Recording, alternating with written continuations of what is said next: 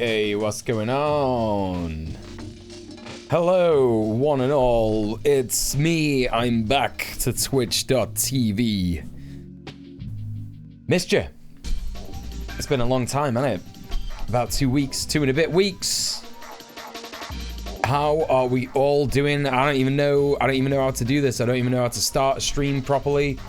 It's been way too long. I'm in the wrong position and everything. Okay, that's better. That's better. Welcome in, everybody. How are you all doing? We have got the Duke Mirage, Skadadir, Box Full of Leaves, Gumba Master, Pata Potato, Thicky Comrade, Beef Parcel, and Adrenaline. How are we all doing? What's good? Press a button. Glad to help. Vordrella, Captions. That's right.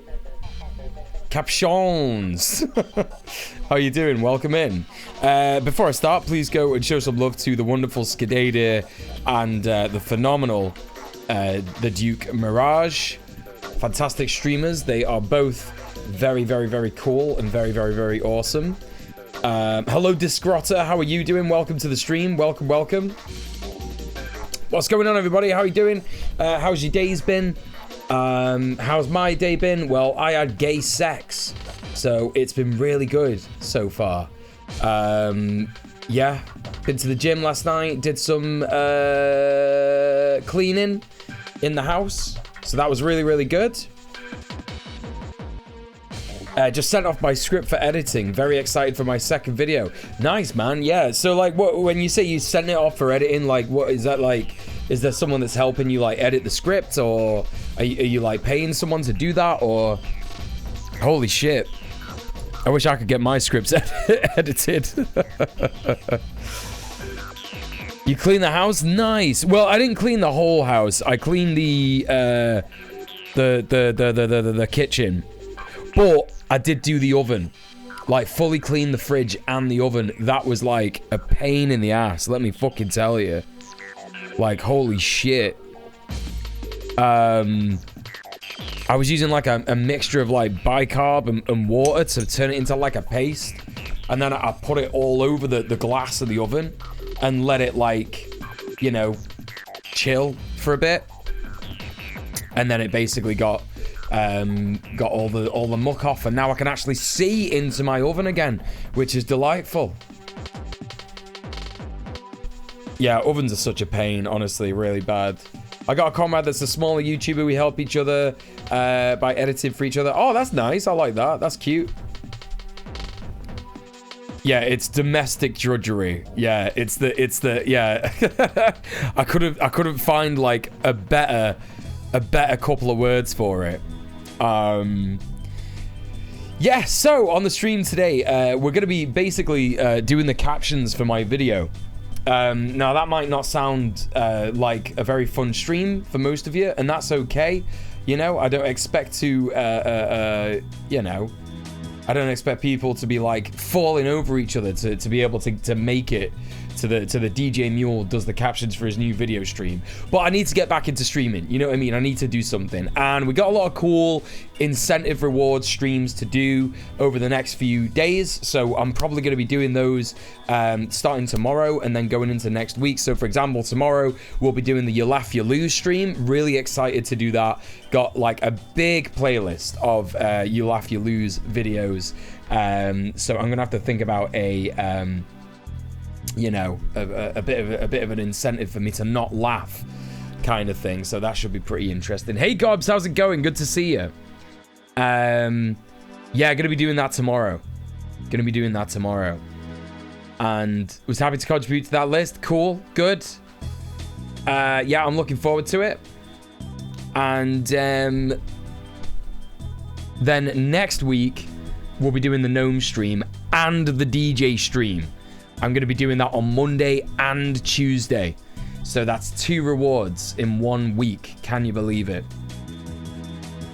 Body doubling stream, we can work at the same time. That's right. Also, everybody go follow Gobs. They're an amazing VTuber. Awesome person, very based in general.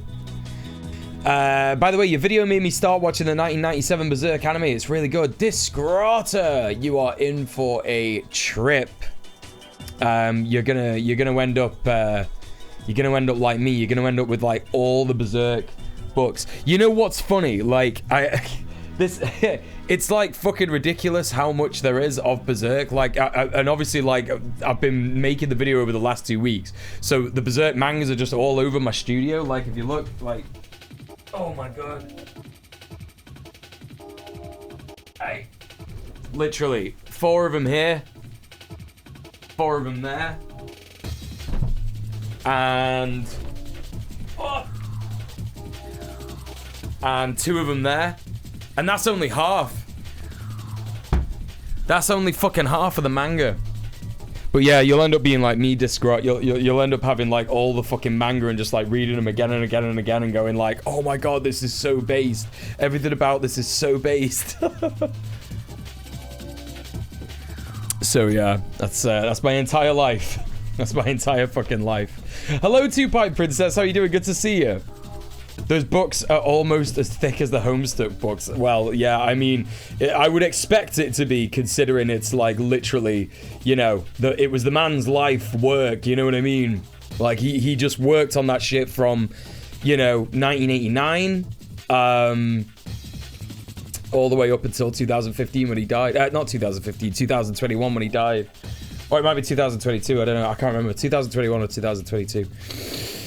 So yeah. They're good books to have. I mean, like, just aesthetically as well. You saw them just then. You know, like the black leather and the you know, the red writing and stuff. The nice little placekeepers. Just really, really nice. Nice books to just have.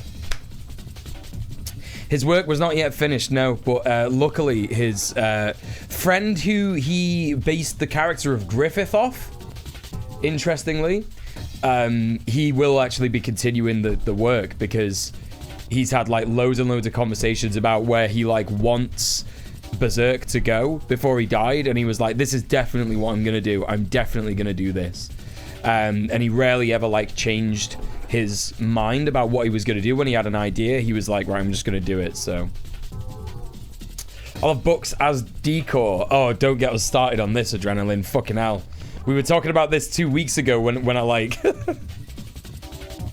when I last streamed. Like, oh my god. I was scared the series would never be finished. I mean, like, so my take on it, right? Because, you know, there will be Berserk fans that are like, oh, RJ, thank you so much for the £10. Oh my god, holy shit, I forgot to put on the fucking I've even forgot to put the subs for chat. No, that's the wrong one. Dono goal. That's what I'm after. RJ, thank you so much for the £10. I really, really, really appreciate that. Yeah, chat. I would really appreciate, you know, if any of you were able to like financially support the stream this month, just because, you know, essentially, I've spent about 2 weeks solid on this video with a view to like get a bunch of new patrons to my Patreon, but how it's turned out is that I've only got 4,000 views on the video so far, and I've only got 2 new patrons, and you know, they're not exactly anti-fascist super soldier tier. Now, I appreciate the patronage regardless. Thank you so much for choosing to support me if you're watching this, but like, so I missed like 2 weeks of income basically, so I'm not expected to get to £900 this month. It's a write-off, don't worry about it, but you know, I would really appreciate if we could like maybe get to like 600 or something like that, and I'm just gonna have to be like super frugal next month. Do you know what I mean? So yeah, any and all help would be like much appreciated. Sub off Twitch in the chat. There it is if you want to support me. But if you aren't financially capable, don't worry about it. No drama. I understand the situation. given my current situation. If you could like retweet the go live tweet so more people could see the stream, that would fucking rock as well. But yeah, anyway, thank you so much, RJ, for subbing off Twitch. Thank you so much for supporting the stream. I really appreciate that. Brown Thunder says, yo, just stumbled across your content a month or so ago. Gotta say, I love most 3 things about what you have to say. 1, queer badassness. 2, music. 3, sometimes you sound like Kuno from Disco Elysium. I don't know who that is, but I imagine it's a British person, which I think they all are in Disco Elysium, aren't they? But welcome in. I'm glad you like the content, Brown Thunder 007. Welcome in. How you doing? I read about how he was frustrated that his health got in the way of working on Berserk. Oh yeah, I was about to drop this. Yeah. I was like gonna talk about my fucking thing, yeah? Basically, my take on Berserk potentially never being finished, right? Because the way I see Berserk, and this is going to be a lot about what my next video is about. You know, obviously you know the title of the video. If you've watched the video, you'll know all the way to the end. You'll know that I'm calling it an anarchist analysis of the cycle of abuse under power structures. It's a wordy title, but there's a reason for that, and there's a reason that I'm reading this book for it. Conflict is Not Abuse by Sarah Schulman. Really cool shit, and it's basically, that's not going to be the only book that I read for it. I've got another book planned, but I'm not going to tell any of you what it is, because if you start saying, that's really good, I can't wait for you to read it, I'll just be like, well, I'm not reading it now then. So I'm not going to tell you what that is, but you know, it's essentially, you know, I'm going to be talking about the theme of abuse and healing a lot in that video, and it relates to the first video as well, because of course we talk about like queer trauma, and queer trauma can lead people to become trapped, well, all of us to become trapped in this cycle of abuse as well. And so, you know, I think one of the biggest things about Berserk is that it shows that like abuse will never fully, like trauma will never fully leave you. You can heal from it and you can make steps to heal from it, but it never truly goes away. So I think the fact that it like ends before you know, anyone gets to get their shit concluded. Shafiq, don't look at this, I'm not really here. I'm not looking and you're not really here. Thank you so much, Shafiq, for the £5. Thank you so much for supporting the stream. Thank you so much for subbing off Twitch. Appreciate that. Thank you. But yeah, as I was going to say, like the fact that like, you know, at the point where Miura dies, like nothing really gets concluded, nothing really gets quote unquote solved. I think that that's actually a really beautiful moment, because it's true. That is kind of just how things happen sometimes. Like sometimes people never really truly get the conclusion that they desire from certain things. They might not get the justice that they desire, whatever that justice you think is, from the abuse that was given to them. And that's just life, and that's the sufferer's journey, isn't it? So I actually think it's fine, even if it doesn't get continued.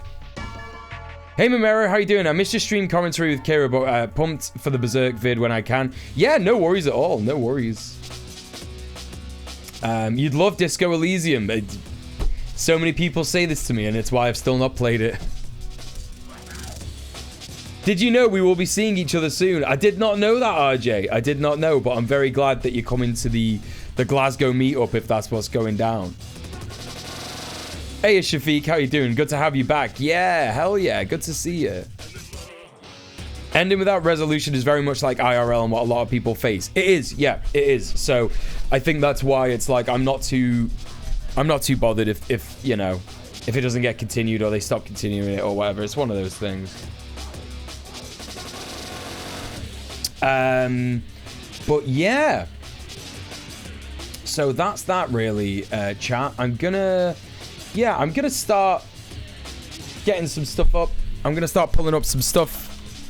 Oh my gosh. So pumped for streams to be back. Frog Buggers, thank you so much for the £20. Thank you so much for supporting the stream, and thank you so much for subbing off Twitch. I really appreciate that. Thank you. It's going down. Amazing. Phenomenal news. Also, how the fuck could you end it? Some of those enemies are beyond reality. Like, how do you stop that? Yeah. It is like, yeah, Berserk does get like a little bit crazy, like with some of the enemies. But like, I think like that's I also think that echoes. I also think that echoes what trauma truly is and what abuse like truly is. Because if you've had something taken away from you that can never be replaced, like an irreplaceable thing that you can never get back, right? Like your childhood, your innocence, whatever it is, right? You know, your freedom at a certain time in your life, your autonomy, whatever it is that you've had taken away from you in an act of abuse and you know, irreparable harm. I don't want to say irreparable, but just like extreme harm, right? That is like exactly what those enemies are like. Like, you can't defeat them, you can't truly destroy them, and you have to do your best to figure out how to live with it. Do you know what I mean? So that they don't fucking...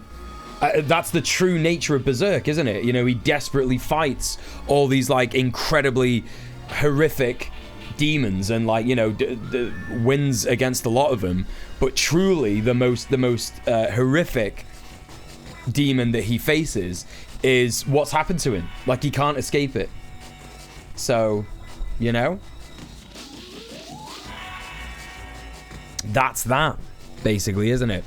Yeah, anyway, chat, I'm going to start bringing up some stuff. I'm going to bring up my script from Berserk as a queer polyamorous love story, because I think a lot of the captions will be, like, already made. I think. Let's have a look. Where is this? Yeah, no worries, Shafiq. Get it done, get it done. Okay, let's have a little look.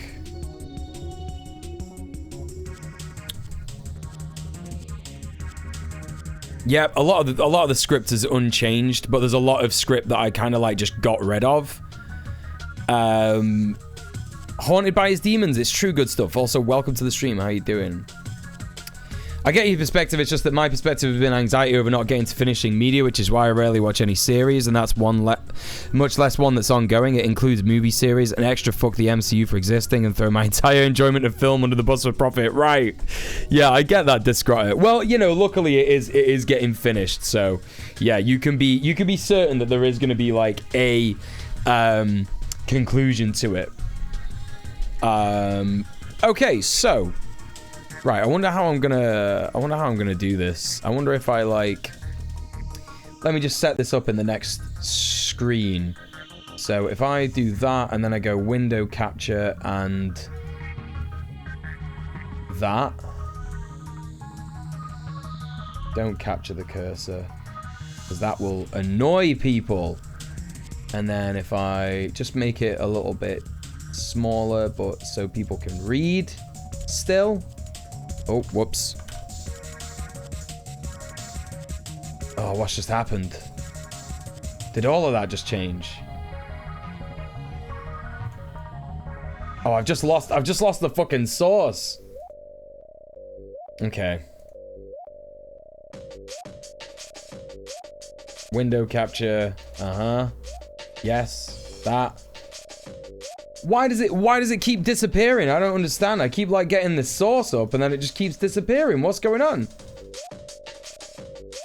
What does this mean? Chat, give me a sec. Some of the fucked is happening. Script. No, not automatic. What do you mean? Window match. Window title must match. Capture method. Automatic. Let's not do that. Get rid of that. Does that work? OBS is fucked. I don't know what's going on. I don't know what's going on. Okay, Describe, thank you so much for being here. Appreciate that.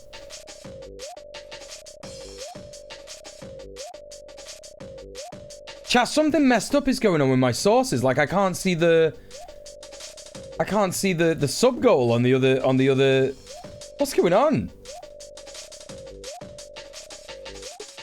Yo, if I go to this... Oh, it's there! Oh, it's fucking there now! It's when I'm doing studio mode. That's fucking annoying. Okay, well... This is all I wanted to do. I just wanted to do this.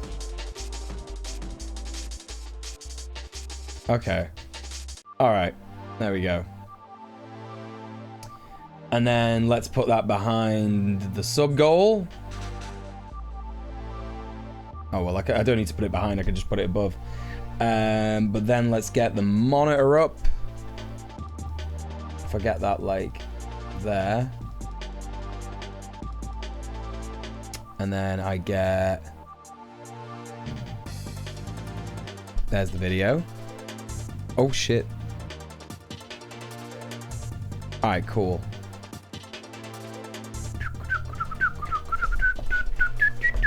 In fact, I might need to do this. Hold up, chat. What happens if I do that? Does it look weird? Yeah, it looks real weird, doesn't it? Can I not, like, do that? Okay, there you go. That works. Brilliant. I don't even know if anyone can see this shit. Can you read that? Yeah, you can kind of read it. You can kind of read it. Okay, cool. Okay, cool. All right. Let's try monitor. All right, okay. It's happening, chat.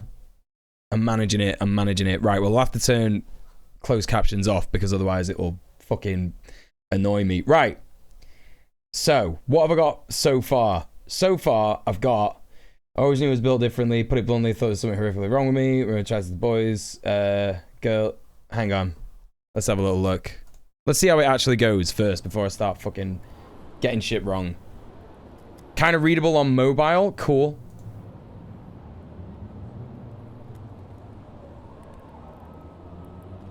It doesn't necessarily... You don't necessarily have to do it. Have to be able to read it. It kind of makes the stream a bit more interactive. Do you know what I mean? You can see what I'm doing. Like that's kind of what my idea was for this stream. Right. So what I should do is I should change that because that's not actually anything that's there, is it? So cold open, these are just scene ideas. But actually what should be put there is ambient city sounds, ambient city noises. Right? That's correct for captioning, isn't it? Like that's what we're hearing there. Okay.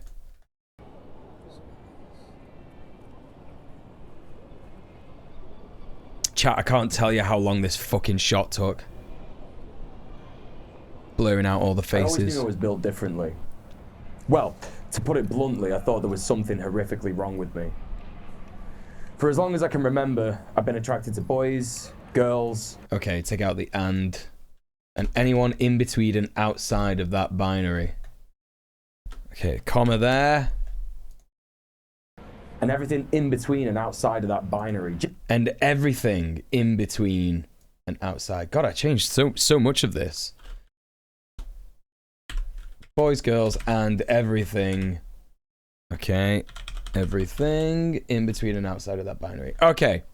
And I think I'll say there next, gender never mattered to me. Gender never mattered to me. Yep. But something happened.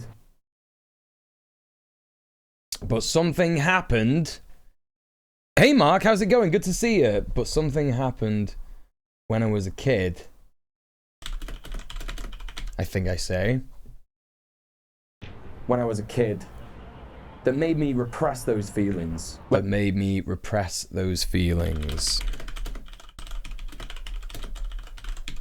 Okay. But something happened, comma, when I was a kid, comma, because there is a pause there, isn't there? Okay. It's hard to write in natural feeling speech patterns. This is something that I'm learning. As I'm making more and more content on YouTube, it's like when you write stuff down that sounds really good on paper, when you say it out loud, it sounds dead awkward and weird, like you wouldn't actually fucking talk like that.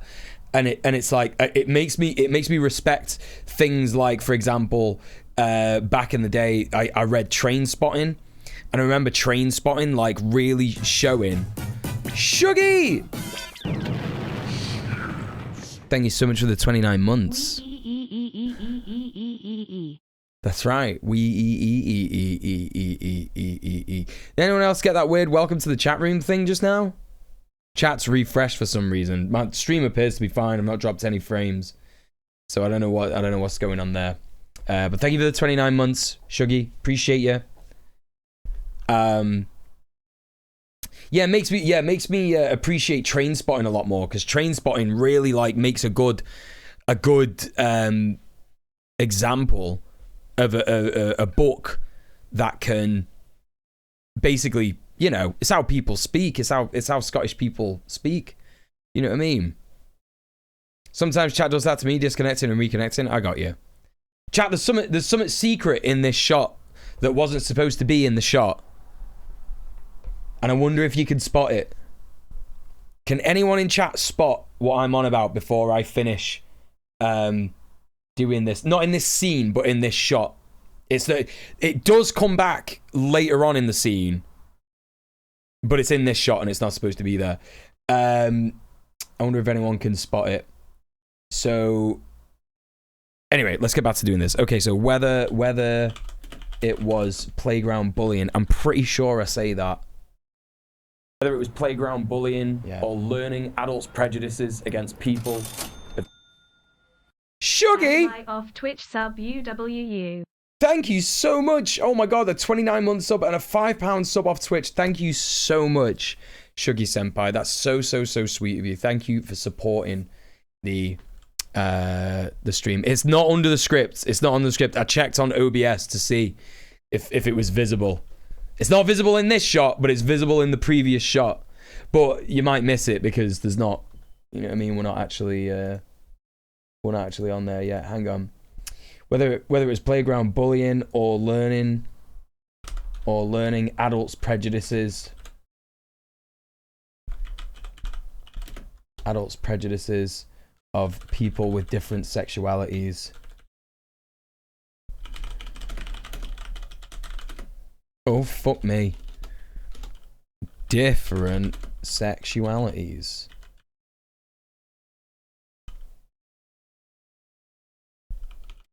It made me think that during my sexual development, I had a brain disease. It was fucked.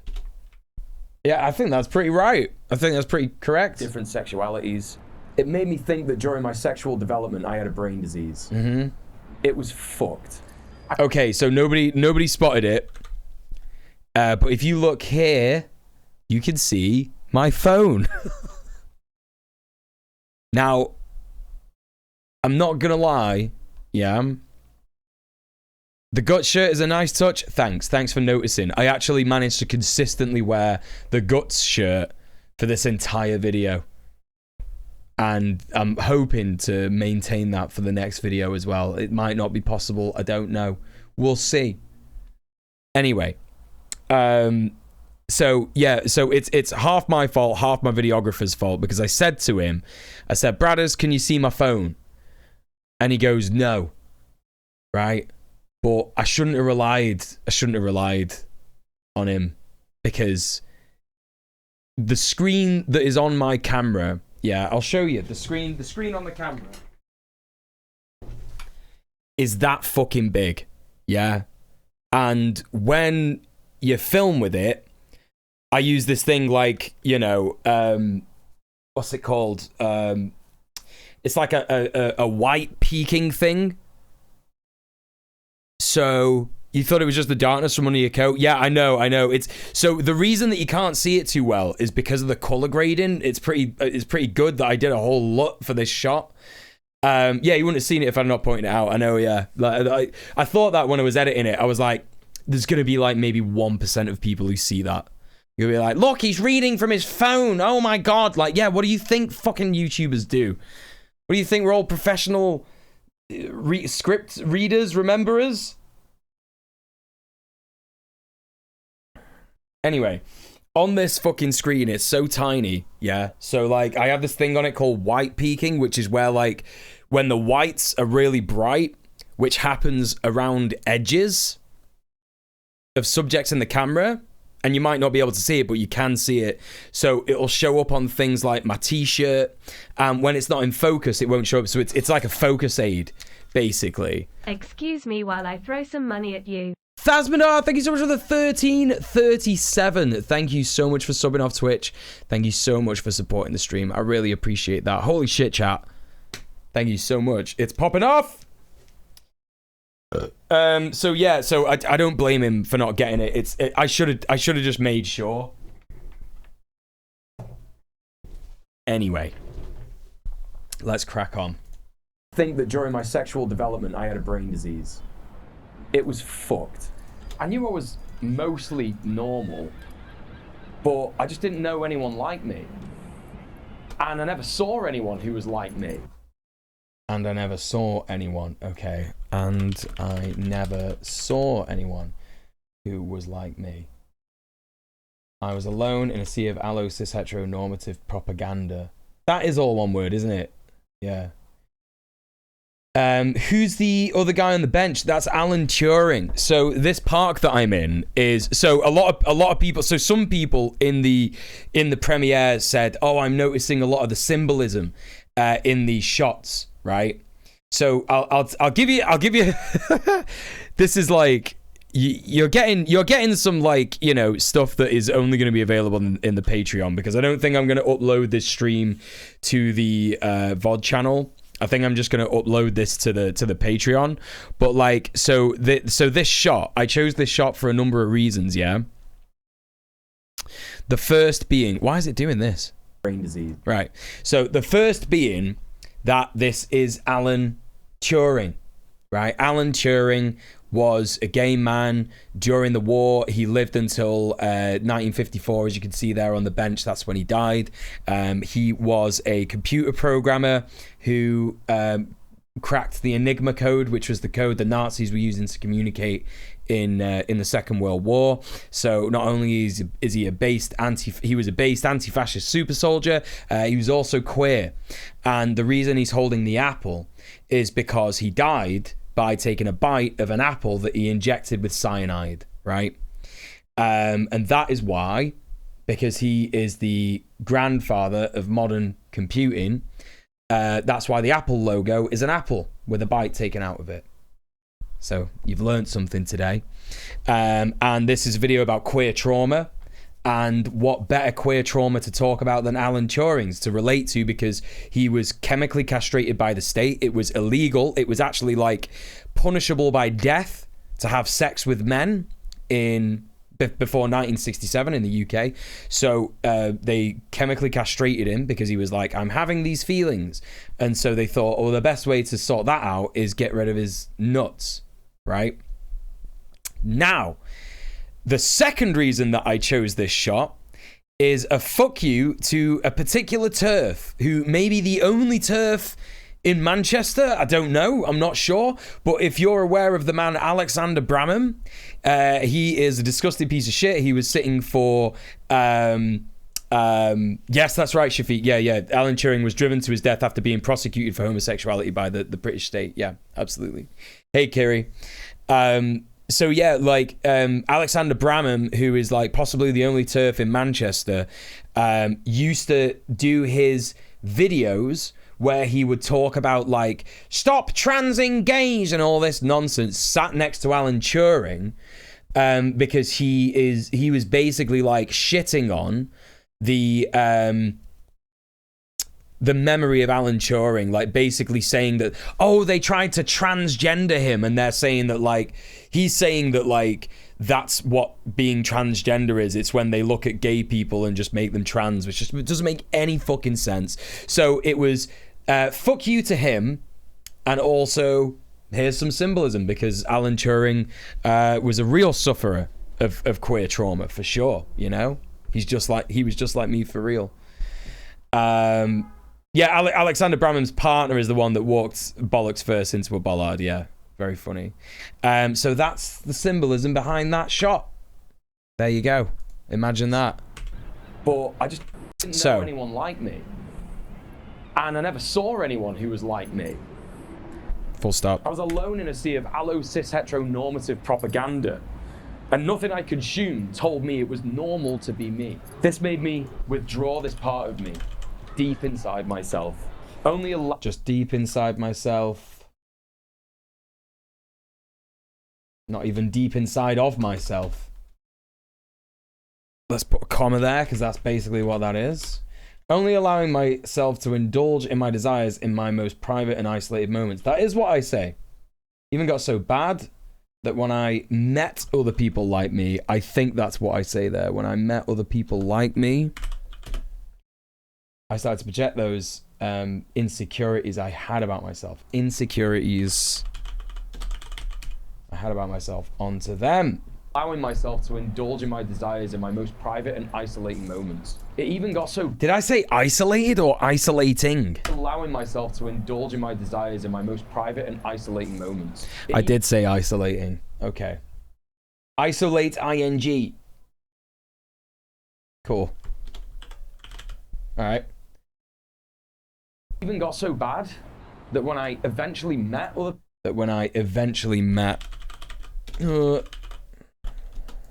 people like me, I started to project those insecurities that I had about myself onto them. Insecurities that I had about myself onto them. And a comma there, I think. And then this is going to be interesting. So reverse reverb ethereal voices.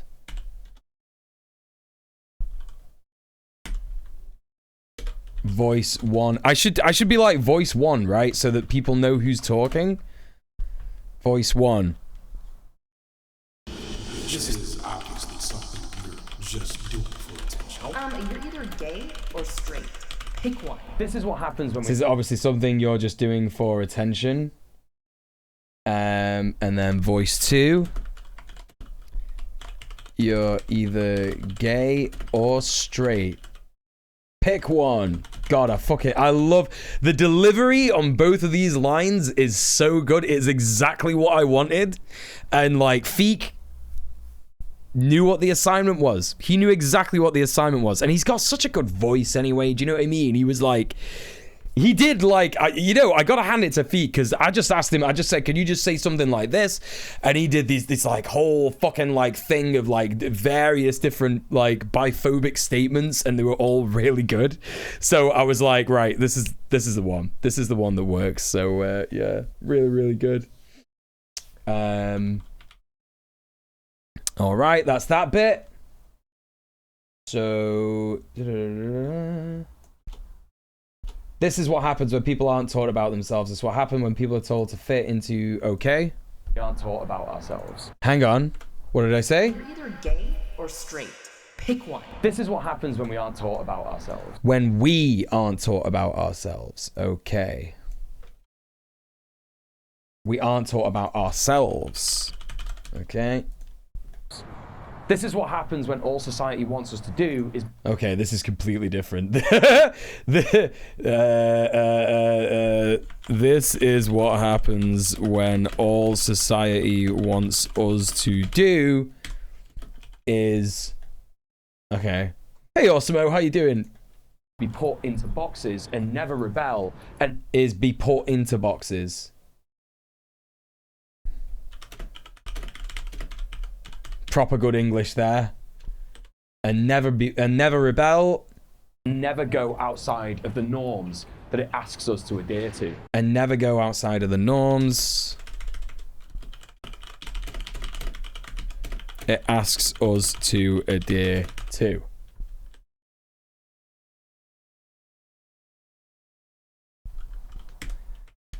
And then I say, if we aren't taught about ourselves though,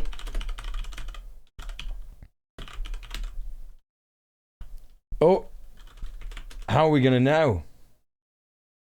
I know that that's what I say because I've watched this fucking bit so many times. It's absurd because I put it on TikTok, so it just like repeats and repeats and repeats. Hey Zach, what's going on, dude? Welcome in. Everybody go follow Zach. How are you doing, mate? Long time no see. I've not been up early enough to catch your streams recently, dude. Daylight savings did a number on me. Oh, how's it all going, bro? Lots of people know that if we aren't taught about ourselves though, how are we ever going to know? If we aren't taught about ourselves though, how are we going to know? How are we going to know? Is that what I say? Just how are we going to know? Okay. And outside of the classroom, The only way that we can learn about ourselves is through media. But all I really had at the time when I was growing up, and outside of the classroom, the only, what do I say? Was queer. How are we gonna know? And outside of the classroom, the only way that we can learn about ourselves is through media. The only way that we can learn about ourselves is in media. The only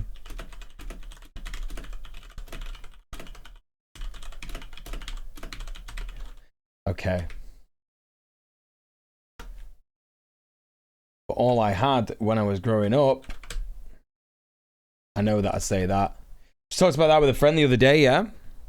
Like, I know I would have known a lot earlier if I saw people like me in media. Oh, yeah, hell yeah. Yeah, 100%. Like, it's like, that's what this whole video is about. Just like, you know, because I often think a lot of the time, like, in more ways than one, I had my childhood taken away from me. Do you know what I mean? Like, I wasn't able to have, like, a queer childhood. Do you know what I mean? Like, that's one, but obviously there's, like, another way I had my childhood taken away from me. But, like, you know, I constantly think, like, and not even just childhood, like, my early 20s. You know what I mean? My early 20s, I still couldn't accept that I was queer. I like, never fucking... Like, I think the only dude I ever kissed was, like, my friend when we were drunk. And it wasn't, you know what I mean? I didn't fancy him. Do you know what I mean? I don't fancy my friends, like... So, you know... Yeah. It's just, like, I just wish there would have been something there. Someone there that was, like, a good... And like, you know, I talk about Trevor from GTA and that guy from Race You to the Bottom. And, like, you know, that film was, like, a very obscure, queer indie film from, like... You know, years and years and years ago, it didn't really do well at the box office or anything like that, you know. And obviously Trevor in GTA is just like problematic as fuck, and like, you know, it doesn't really help, you know, a bisexual guy who thinks he's got some kind of like weird mental condition that makes him want to watch men have sex with each other and think that he wants to have sex with men as well. Do you know what I mean? It's like, it just doesn't fucking help, because it's like, oh yeah, well, he is like me, like, but we're both not bisexual, we're just insane. You know what I mean? It's fucked. It's so fucked. Hey Enderpig, how you doing? Do you know what you mean? Now when I look at people like Abby Thorne, Thought Slime, and you, I'm like, oh, that's me. Yeah, hell yeah. Glad to be part of that for people. You know what I mean? Like, it does feel good. Like I said this in Kira's watch along stream, but like, this video is not just about queer representation. It also is queer representation in it. Do you know what I mean? I think that having like a bisexual guy, you know, and yeah, I don't want any like feminine bisexual guys to like think I'm shitting on them or anything like that with this, but like, I do think that like, you know, masculine bisexual men in particular just like really don't get like, you know, any representation. And I also think that like, well, I mean, do you know what? The same thing goes for women though, right? You rarely see like a butch bisexual woman. That's not really like a huge thing. That's something I didn't think of, you know. Anyway, I guess masculine queers in general, do you know what I mean?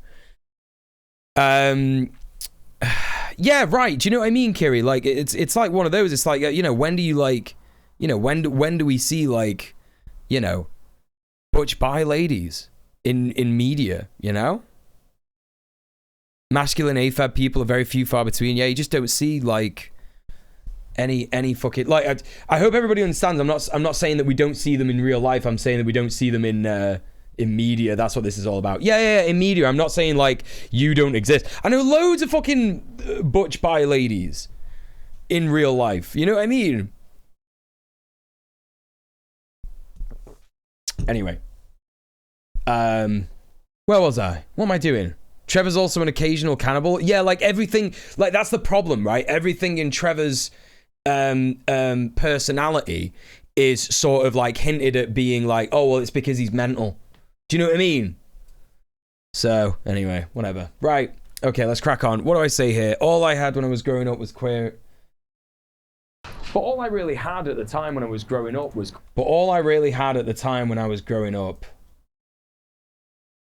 But all I really had at the time when I was growing up was queer as folk. And okay, Queer as Folk, which was a gay show for cis gay men.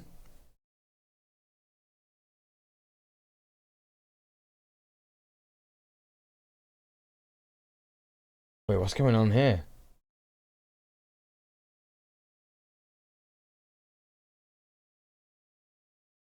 Okay, I just forgot to delete a thing. But all I really had at the time when I was growing up was Queer as Folk, what do I say?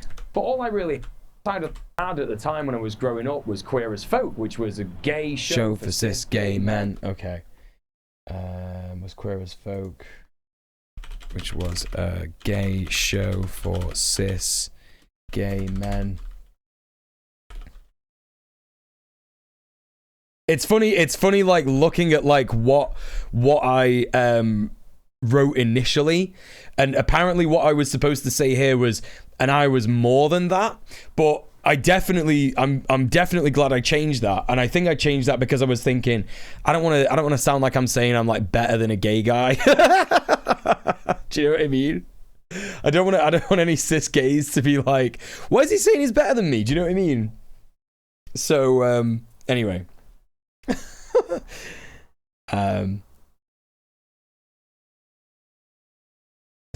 A gay show for cis gay men, but that wasn't me. Okay, and that's what I say next, isn't it? But that wasn't me. I wasn't homosexual, I was bisexual. Bi is the upgraded version of gay. Don't start this.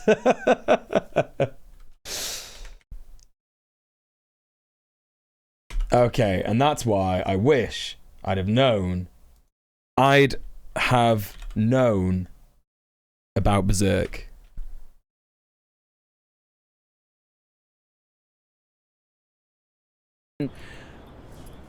And that wasn't me.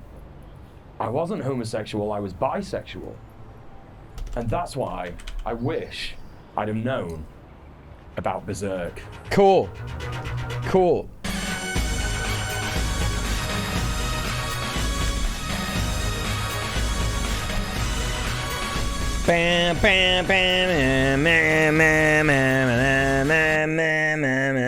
Music, Forces, Susumu Hirasawa. Cool. All right. So a quick intro into Berserk. Now this one, I'm pretty fucking certain I've got like absolutely everything. Because I just like wrote this and I just think I said it word for word. So a quick intro to Berserk. It's an incredible, wonderful, horrific, beautiful, terrifying manga and anime series that personally I think is one of the best works of art to describe the human condition in our history, but I'm biased for a number of reasons. One of which you're learning now. It's extremely graphic and explores themes of trauma, abuse, violence. There's a lot of content to warn about in there if you're looking to read or watch it for the first time. But one of the things that struck me about Berserk straight away is that absolutely, unequivocally, and indisputably queer. I'm pretty sure that that's all of it. I'm pretty sure. I didn't know this was the Berserk theme until this video. It fucking rules. Well, it's not even technically the Berserk theme. It's like it plays very rarely in the anime. It plays at like one of the first big battle scenes. It's supposed to be like a battle song when they're like charging at some fucking enemies and shit. But it's like so good. It's like such a good piece of music. Like I could talk about the fucking music for days. Like, you know, Susumu Hirasawa in general, you know, you'll know other music of his from Paprika. He did the girl from White Tiger Field or something like that, or the girl from Byako something from Paprika, and he just has this like amazing multicultural inspired way of making music that is so good. Like this tune is so good because it has bagpipes, synths, and like just amazing vocals. It's like, what the fuck? Like, what's going on here? It's like bagpipe music, like techno shit, you know, like just really good. And if you listen to like the Paprika soundtrack, there's a lot of that in there as well. He also does like a tune called Caravan, which is very like multicultural. I can't think of like exactly what influences are in it right now, but like really, really good shit. Yeah, he's just an amazing composer. Yeah, synth rock song operata featuring bagpipes. Yeah, that's literally what it is. It is like opera music kind of stuff, like real like orchestra shit. And when you see him perform as well, like, oh my god, maybe we'll watch some of that later, but yeah, just so good. So a quick intro into Berserk. It's an incredibly wonderful, horrific, beautiful, terrifying manga and anime series that personally I think is one of the best works of art to describe the human condition in our history. But I'm biased for a number of reasons, one of which you're learning now. It's extremely graphic and explores themes of trauma, abuse, violence, so there's a lot of content to warn about in there if you're looking to read or watch it for the first time. But one of the things that struck me about Berserk straight away is that it is absolutely, unequivocally, and indisputably queer. Spot on. Not only is it queer, but it's polyamorous too. And it's not just based in lust. These characters love each other. And I mean love each other. Look! They of course lust after each other too, and some of the biggest plot moments in this entire story are motivated by the love that is cultivated. Oh, I'm losing myself. They of course lust after each other too, and some of the biggest plot moments in this entire story are motivated by the love that is cultivated between these three characters. Let me just get rid of these like script prompts. Capital letter. Between these three characters. Now, particularly, I'm going to be making my case for this in what is known as the Golden Age arc of Berserk, but I will be going into multiple instances later in the manga, so if you're not fully read up on Berserk yet, just know there will be spoilers in this. Okay, apparently my notes are saying that I was supposed to put a Burke meme in the in the video here, and I'm kind of sad that I didn't. But if you're wondering what I'm on about, it's this. So stupid. Like in the script at that point, it just said like Burke meme. I just put that there, like I don't know. I just think it might have like fucked with the integrity of the video a little bit. I don't know. It just doesn't. It's not. No one's going to understand it. You know what I mean? No one's going to get it. If I just throw that up on the screen, people are going to be like, what's that? Why has he put that there? That's insane. Okay. Is it like a trapdoor thing? No, not Burke. No, it's just like, no, like what they've obviously done is they've like, you know, they've done the thing where they like take someone's nose out of a picture of them and then shortened the word to just Burke. Instead of Berserk, it's Burke. They've taken the middle out of the word and the face. That's obviously what the meme is about. Mostly blocked by the text file. Thank you for that, Rohamald. How are you doing? Yes, sorry. Yeah, thank you. Can I not like move? Can I not like scroll? Let me just hide that. Wait, what? Wait, what? I can't move this. Oh, there we go. Yeah. There you go. That's what it looks like. In case anyone was wondering, that's what it looks like. Yeah.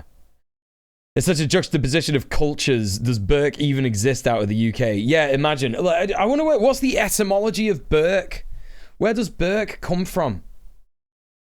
Is it like Birkenhead or something? I don't know. Anyway. Alright, so later in the manga, so if you're not fully read up on Berserk yet, just know there will be spoilers in this. I was supposed to show previews of the interviews, but then I thought, no, not gonna do that. Hey Adorable, how you doing? Welcome in. I'm also not going to be spending too much time on Berserk's main story points, yeah, or talking about Kentaro Miura's phenomenally intricately detailed out in the manga, nor the extremely awesome synth-based multiple culture fusion soundtrack by Susumu Hirasawa. Excuse me? Isn't it rhyming slang? Berkshire Hunt. Oh, like a cunt. Is that what it's supposed to mean? You Berk, you cunt. That's pretty good, to be honest. That's pretty fucking good, you fucking Berk. Berkshire. The multiple culture. Do I say that? I'm also not going to be spending too much time on Berserk's main story points, or talking about Kentaro Miura's phenomenally intricately detailed art in the manga, nor the extremely awesome synth-based multiple culture fusion soundtrack by Susumu Hirasawa from the anime.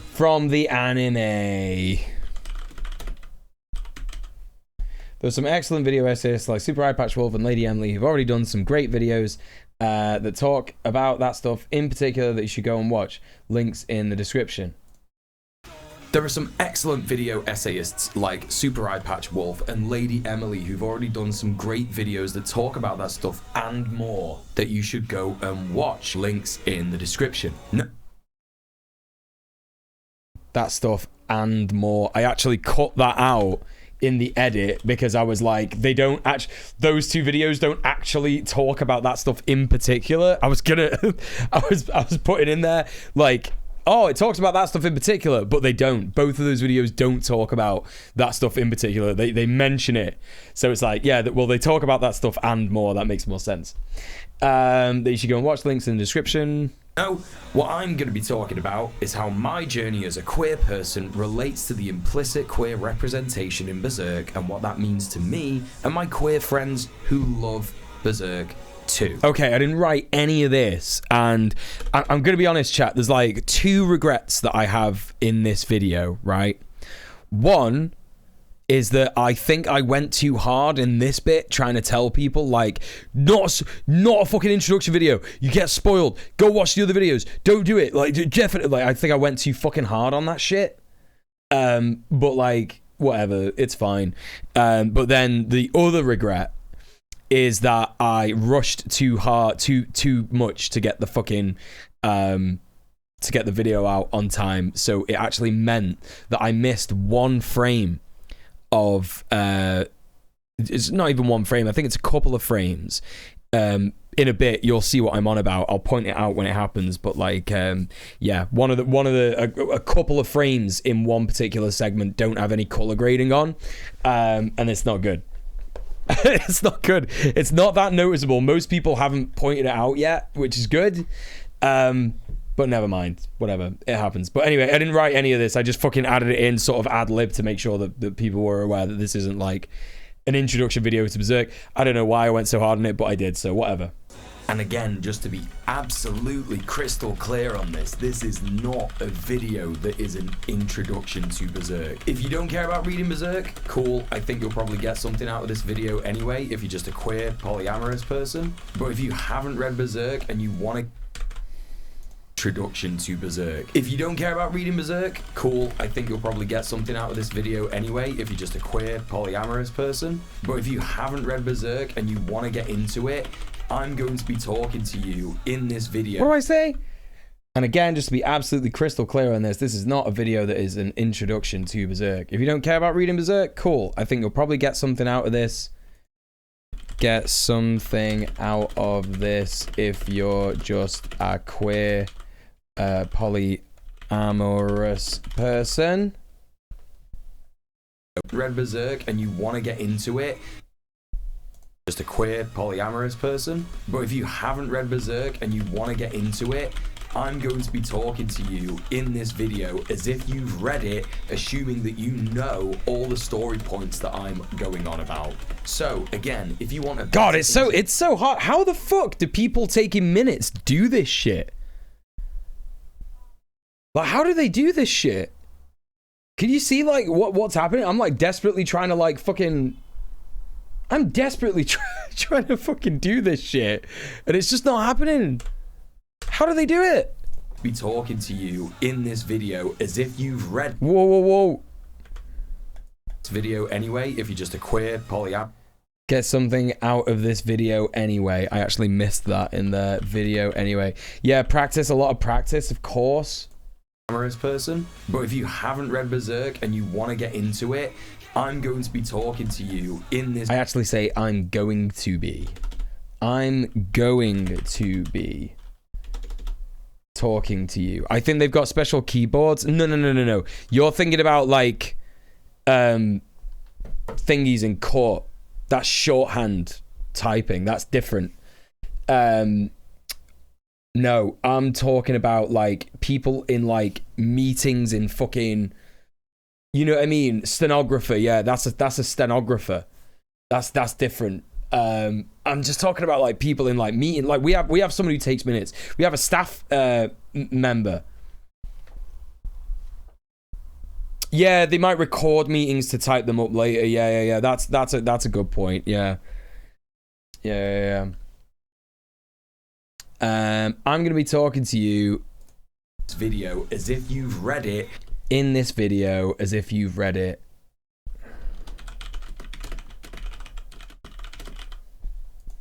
Assuming that you know all the story points that I'm going on about. So again, if you want a better assuming that you know, or just assuming you know?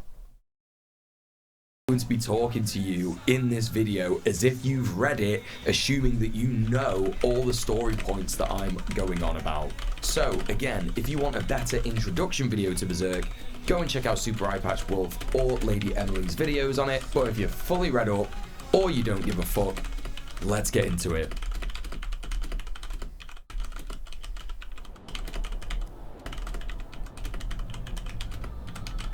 It was only around the age of 28 that I realized that I was bisexual.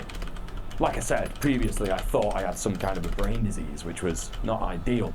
But okay, I do a lot of like fucking, what do you call it here? I do a lot of like ad-libbing here. So, I'm just gonna go back a little bit again. Going on about. So again, if you want a better introduction video to Berserk, go and check out Super Eyepatch Wolf or Lady Emily's videos on it. But if you're fully read up or you don't give a fuck, let's get into it. Okay, if you want a better introduction to Berserk, let's capitalize that and capitalize Super Eyepatch Wolf. It sounds like a fucking video game, doesn't it?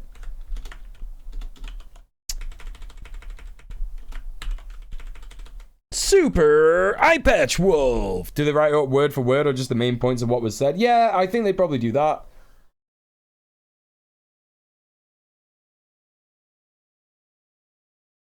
Second one, innit? Fucking second one. Okay. No. This is not an event. Yeah, okay, cool. Right. Cool. It's only around the age of 28 that I really what is it? What do I say? What do I say?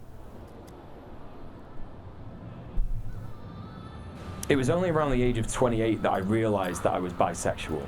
That I realized that I was bisexual. It was only around the age of 28 that I realized that I was bisexual. Like I said previously. Like I said previously.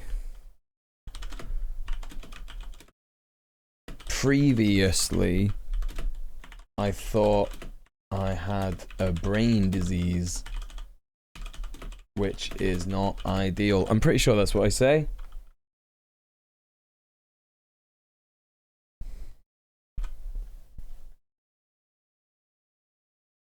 I thought I had some kind of a brain disease, which was... I thought I had some kind of a brain disease. Was not ideal. But I was which was not ideal, I think I say. Extremely blessed at that time. But I was extremely blessed at that time.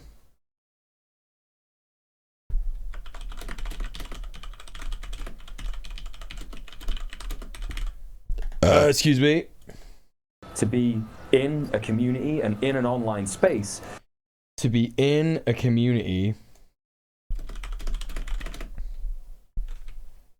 and in an online space. Chat, it's you! Look, you're on the screen. Can you believe it? Oh my god. There you all are. You featured in my video. Can you believe it? The many lies of Muel. Where people were very accepting of people questioning their sexuality. Where people were very... What did I say? Previously, I thought I had some kind of a brain disease, which was not ideal. But I was extremely blessed at that time to be in a community and in an online space where people were very accepting. Where people were very accepting.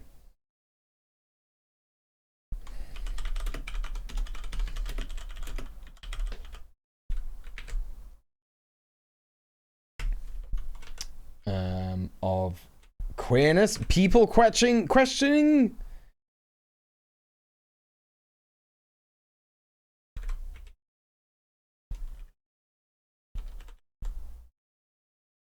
their sexuality.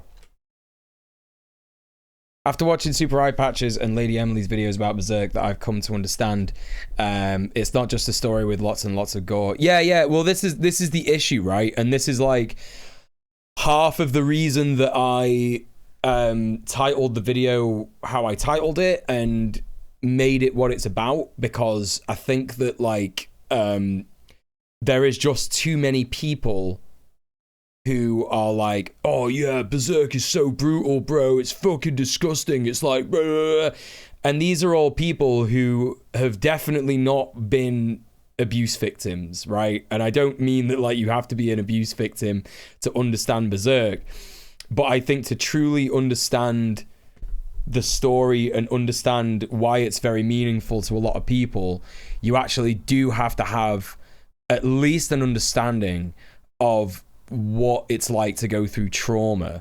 And you don't necessarily have to have been through trauma to understand that shit, but I do think that like a lot of dudes, like cis-het dudes specifically, will watch Berserk and be like, yeah, this is all about like overcoming your you know what I mean, all the things against you in society, but like, you know, as a cis-het dude, what have you got against you in society? You know, like maybe they're talking about like pulling yourself up by your bootstraps, or like fighting internalized you know, I don't know, what is it, like body dysmorphia from you know, I guess trying to prove your masculinity or whatever, like all that kind of stuff. I don't fucking know, you know what I mean? It's hard for me to like truly connect with what I think cis-het guys like about Berserk so much. Like, I guess it is a story about like, oh, you know, you're the masculine guy, like, you know, your partner gets sexually assaulted and you go and get revenge. And it's like, you know, in an ideal world, your partner wouldn't have got sexually assaulted. But we don't live in that world, I know that. But, you know, it's like, I don't fucking know, man. It's that like whole thing where it's like, I think men a lot of the time fantasize about this stuff, and it's not their fault. It's the patriarchy that conditions them to be like this. But they fantasize about these like weird scenarios where it's like, oh, if my partner ever got raped, I'd kill the guy that did it. Do you know what I mean? And I do think that actually that's probably what the whole bit in Berserk is about. You know, the Golden Age arc and shit like that. But you know, not the Golden Age arc specifically, but like, you know, what happens after that. So I think that is like something to do with that. Really funny, actually. There's a past stream here of me playing Ninja Gaiden. I've actually been playing that yesterday and today a little bit. So that's quite funny, actually. I completely forgot that screen cap was in there. Anyway, so what am I at here? I was extremely blessed at that time to be in a community in an online space where people were very accepting of people questioning their sexuality and questioning whether they're queer or not.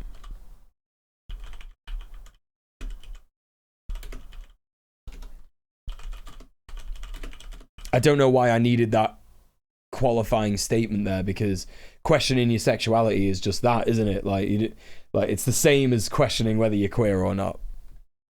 Of people questioning their sexuality and questioning whether they're queer or not. And in fact, I'm even more grateful that many of those people... And in fact, I'm even more grateful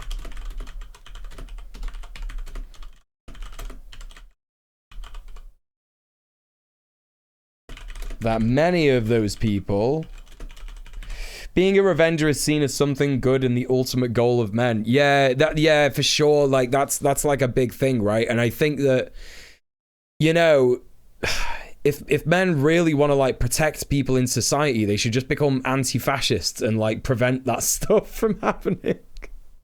You know, and try not to be susceptible to these like absurd ideas that the right have about like, oh, protect our children from the trans and the gays and blah blah blah. You know, People are still here supporting me on Twitch and YouTube today, what did I say? questioning their sexuality and questioning whether they're queer or not. And in fact, I'm even more grateful that many of those people are still here supporting me on Twitch and YouTube today. But it didn't come easy. And in fact, I spent many a drunken night here in Manchester's gay village, just kind of hoping that I could make something happen. Or maybe that a mysterious twunk would come and seduce me, so that I would know finally that I was queer and that I was okay and that I didn't have a mental problem. And that, of course, led to some really bad scenarios that were not just... Okay, let's pull it back. Where am I up to? Yeah, love a mysterious twunk. Mysterious stranger. Oh, to live in a city with a gay village? Okay, listen. It's not that good. Gonna be honest. Gonna be straight up honest. It's not that good. It's not that good. For a couple of reasons, and I'll tell you why. So, the gay village started to exist as a sort of place of defiance, right? And it would be nice to have like a gay bar. I mean, yeah. Like, look, I have like opinions about this. And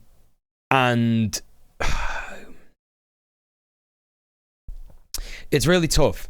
The gay village started as a protest, right? The very existence of it, like, you know, bars and clubs and pubs basically being like, we're gay, that's it, end of story, right? Great stuff. Yeah, I love that. But that was sort of like a protest thing that started in like the 80s, the 70s, and, you know, eventually like grew and grew and grew to the point where it was like, you know, queer rights was like a massive thing in you know, the 90s, like, you know, post-AIDS and stuff like that, where it really came to the forefront of people's minds, and like there started to be like, you know, gay kisses in like popular TV shows and gay characters and all that kind of stuff, you know, the repeal of Section 28 and all that stuff, right? But since then, obviously now the massive, you know, trans panic that we're seeing, like the just like outright transphobia, you know, all over the world, not just in the UK or in America, like, you know, they know where to come to find us. Do you know what I mean? They know where to come to find us. And, you know, my local gay sex shop has had its windows broken twice in the last month, right? And it's like, yeah, so this is the curse of being visible, right? However, it is, you know what I mean? Like, I get it. It is good, but like, ideally, yeah, like, you know, there would be gay bars all over the city, queer bars all over the city, not just concentrated in one place. Do you know what I mean? Like, it's I think that's the illusion that people have of like the gay village being this like nice protected place is just like not true. Like, if the police did their jobs, nothing like that would happen, but they don't, do they? Do you know what I mean? And police existing don't prevent crime anyway, right? So it's like, you know, but now we're branching into discussions about fucking you know, all sorts of stuff. But I think the main thing that annoys me is that going to a gay village, going to a gay bar or whatever it is, there is always queer tourism, and that really sucks. It's one of those like annoying situations, yeah, where like in an ideal world we wouldn't need a gay village, would we? We'd just have gay acceptance everywhere, queer, trans, you know, bisexual, lesbian, everyone's accepted everywhere. It's all fine, right? That's the ideal world, yeah. But we don't live in that world, So, you know, having a place like the Gay Village is very good for a lot of people, but it also means that, like, if you go to the Gay Village, you will come across some of the worst gays in the world. There is a massive racism problem in the Gay Village. You know, I'm not going to say that it's, like, super trans friendly either. I know trans friends that are like, I don't want to go to this bar, I don't want to go to that bar, do you know what I mean? So it's not like, it's not necessarily like a good thing, do you know what I mean? Like, I think that's something to really, like, say to people. Like, when people say, like, oh my god, you've got a gay village, it's like, yeah, it's not that good. It's not that good, you know? The first time I was sexually assaulted by a gay man was in the Gay Village, do you know what I mean? Like, it's not good. It's just not good. There are all sorts of, like, implied things that happen just by virtue of it being a, you know, a concentrated place where queers gather. I've just never been in a place big enough to have enough gay people to even have a gay scene, so I get jealous. Yeah, no, I fully understand that, but, like, I think the grass is always greener, right? The grass is always greener. Here are some positives to having a gay scene, right? You can have sex with lots of people, right? But that's it. I don't know what other advantages there are. Genuinely, I really don't. Like, some of your neighbors are queer or whatever. I don't know if you can afford to live there. You know, it's expensive as shit to live near the village. It concentrates the problems that exist in LGBT spaces. Yeah, absolutely. Also, hi, Master of the Art. Thank you. I appreciate that. Yeah. You know, I really do think it is the grass is always greener, because I know that if you're starved for, like, you know,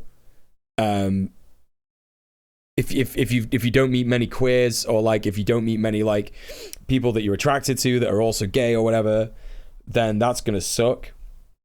But, like, there are just so many issues with queer spaces. Like, you know, speak to some queers of color about how they feel about, you know, queer spaces, right? Because you'll find a lot of them will be like, yeah, they're racist as shit, and you know, I can't feel good as a fucking as someone who, you know, counts himself as anti-racist to like support some of those queer spaces. Do you know what I mean? Anyway, it does mean there are places where you're slightly less likely to be assaulted for being visibly queer. Yeah, I think that's another thing, isn't it? Yeah, that's another thing. There's an element of safety, but it's also like, you know, you're also gonna get like how's it? I feel like that's an issue with all bars and clubs, though, not even gay ones. No. Listen, you don't understand what I'm talking about. I'm literally talking about, like, in this strip that I'm walking down here, more than 4 bars where it's been explicitly told to the people who are trying to enter them that they're not coming in because they're black or brown. It's not all clubs and bars are like that. I'm sorry. Do you know what I mean? There's like a serious problem with white queers. Serious problem. I've heard white queer people use the N-word, like, unabashedly when I've worked there. Like, I'm talking real bad. Do you know what I mean? It's not like, I appreciate what you're saying. There is definitely racism in all clubs, but, like, this specific, like, extremely fucked, like, yeah, for real. You know, I'm not just like, this isn't just like me saying, like, oh yeah, it's just that they're a bit they're a bit racist, whatever a bit racist is, you know, like normal bars and clubs. No, I'm talking like specifically, like, there's this one story of a black guy who went into this place called Thompson's, and I don't mind telling you where these places are. Thompson's, where's the other one? Via, what was the other two? I've forgotten what the other two were, and I don't want to say one in case it's not that one, but anyway, Thompson specifically, like, this one black guy was like in there, and he was in the toilet, and the fucking owner of the bar was like watching him have a piss, like staring at him. And then he turned around and was like, "Are you all right, mate?" And he went, "Get out!" Just like, "Get out!" Like, do you know what I mean? Like, fucking get out and all that. And the bouncer came in to like take him out and stuff. And he was like, "You know what's happening here, don't you? Like, this is racist as shit." And the bouncer literally said to this guy, "I can't do anything about that, mate. Sorry. He's the owner."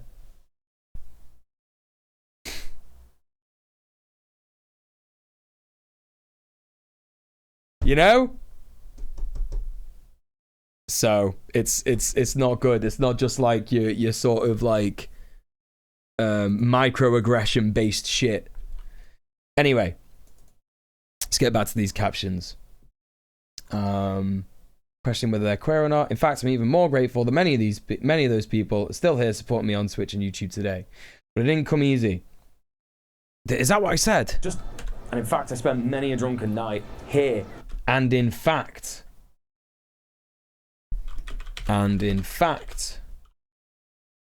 I spent many a drunken night here in Manchester's gay village. I say here in Manchester's gay village? Manchester's gay village.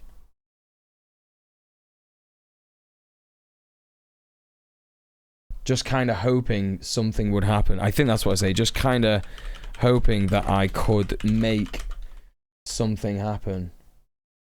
Okay, is that what I say? In Manchester's gay village. Just kind of hoping that I could make something happen.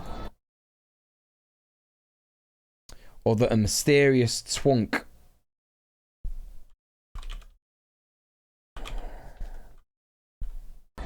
Or maybe that a mysterious twunk would come and seduce me. Or maybe the bouncer could have like not followed an order to oppress a black person. Yeah, he could have done that, couldn't he? Could have done that. Could have done that. Sorry, mate, just following orders. You know? I could talk about racism in the bi community for days. Absolutely, Shafiq. Yeah, for sure, for sure, for sure. I remember the episode of Queer Eye in Japan where one of the people talked about the racism he experienced. I think it was in the UK. There is like, there's so much. It's not for me to talk about like, you know, racialized people's experiences of racism, right? But, you know, oh, of course, in like the southern states in the US. Yeah, of course, I understand that. Yeah, I understand that, Gobs. Yeah, that makes sense. Yeah. When you're talking about it in that regard, of course, yeah, that is like it's a problem for like some clubs for sure in the US, definitely, and I bet there's some in the UK that are like that as well that aren't queer clubs. The problem with the gay village is that like they escape scrutiny because of the nature of them being a safe queer space, right? That's the main problem that I'm trying to like point out here. Whereas like other, you know, cis-het establishments would face a lot of scrutiny for being like, you know, that racist or even like, you know, queerphobic on a similar level. Do you know what I mean? They would face a lot more scrutiny.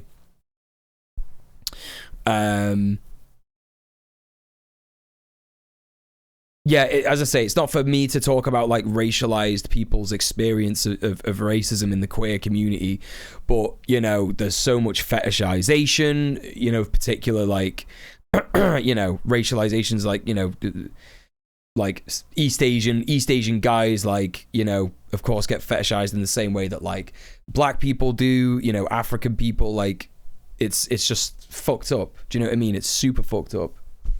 So yeah, absolutely.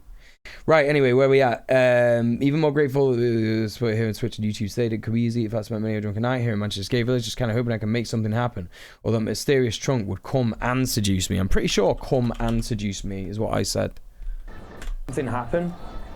Or maybe that a mysterious twunk would come and seduce me. So that I would know finally that I was queer and that I was okay and that I didn't have a mental problem. So I would know finally that I was queer. He was talking about how gay dating apps profiles were explicitly saying no Asian people. Oh yeah, dude, 100%. That shit.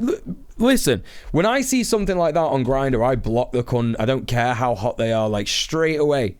Like, you see, that shit comes up on Grindr, like, very rarely, thankfully, in Manchester.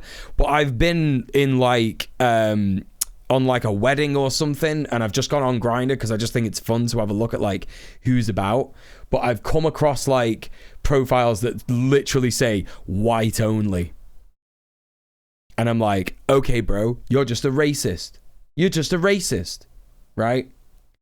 And I think that like racialized people will also get like, because I think a lot of queer guys, white queer guys, will say things like, "Oh, you're just not my type," right? I'm sorry, you're not my type. Now, this is fine. It's fine to have a type, right?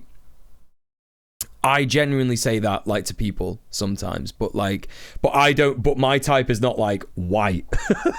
Do you know what I mean? But it's a microaggression, right? Like, if you're going to say that to a racialized person, sorry, babe, you're not my type, yeah? Whereas what you could do, which is the normal thing to do when people tap you or, you know, send you a message on Grindr that you don't want, is just block them or just don't respond, right? That's a microaggression, isn't it? If you're constantly getting told, sorry, babe, you're not my type, sorry, you're not my type, sorry, you're not my type, and all the guys saying this to you are white, you're gonna be putting two and two together in your head. And I know this because I'm a bi person, innit? Do you know what I mean? And it's like when fucking guys have said to me before, like, "Oh, you're bisexual." Okay. And then just never speak to you again. It's like, oh, okay, right. I see what's going on here. You know what I mean? If you want to learn about racism in queer scenes in the US, look at the history of the ballroom scene and the origin of Vogue, the dance. Yeah, absolutely. Yeah, for sure. There's a lot of that shit. You could also skip the not my type and say, I'm not interested, although I don't know how much better that actually is. Yeah, I mean, like, you just say nothing. You don't owe anyone anything on Grindr. You know what I mean? People come up and, like, just send you a dick pic. You don't need to say you're not my type. You just need to block them, innit? Just... endless cocks on Grindr.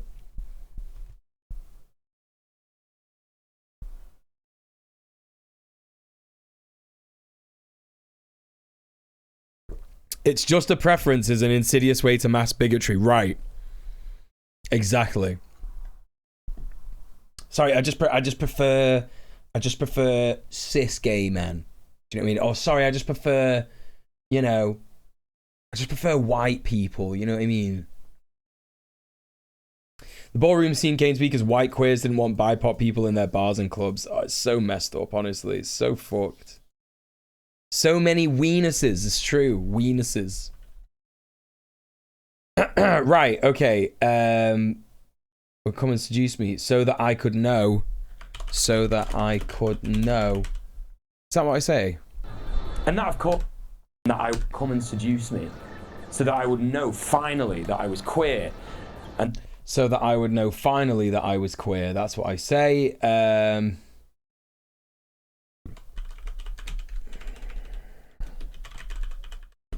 That I was queer.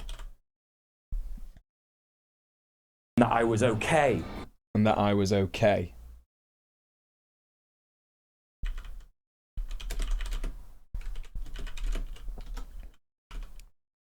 And I didn't have a mental problem.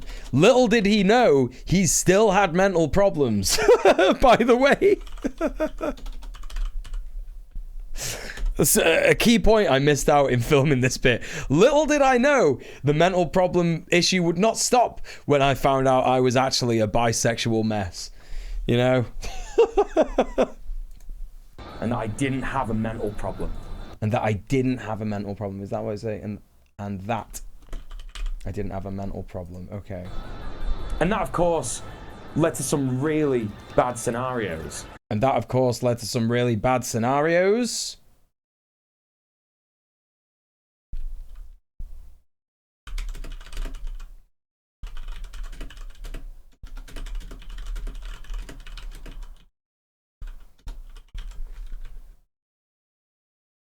What do I say after this?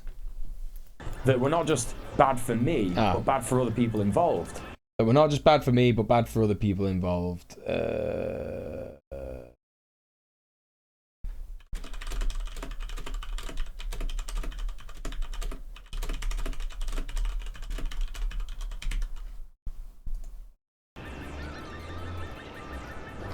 This is something a lot of repressed queer people do.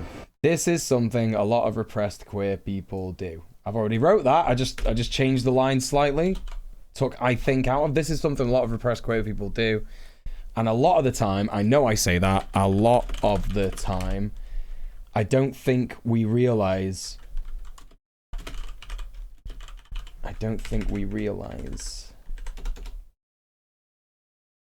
And a lot of the time, I don't think we realize that we end up hurting other queer. That we end up hurting other queers. With this behavior. With this behavior. Damn, someone who doesn't like the word queers is really going to struggle with this video, you know what I mean? I remember the amount of times that I used to DM a gay guy that I knew. I remember the amount of times I used to DM.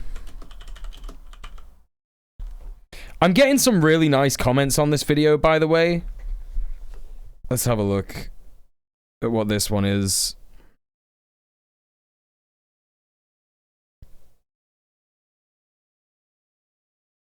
Thank you so much for these informative videos. It's been really hard to filter through all the different information out there.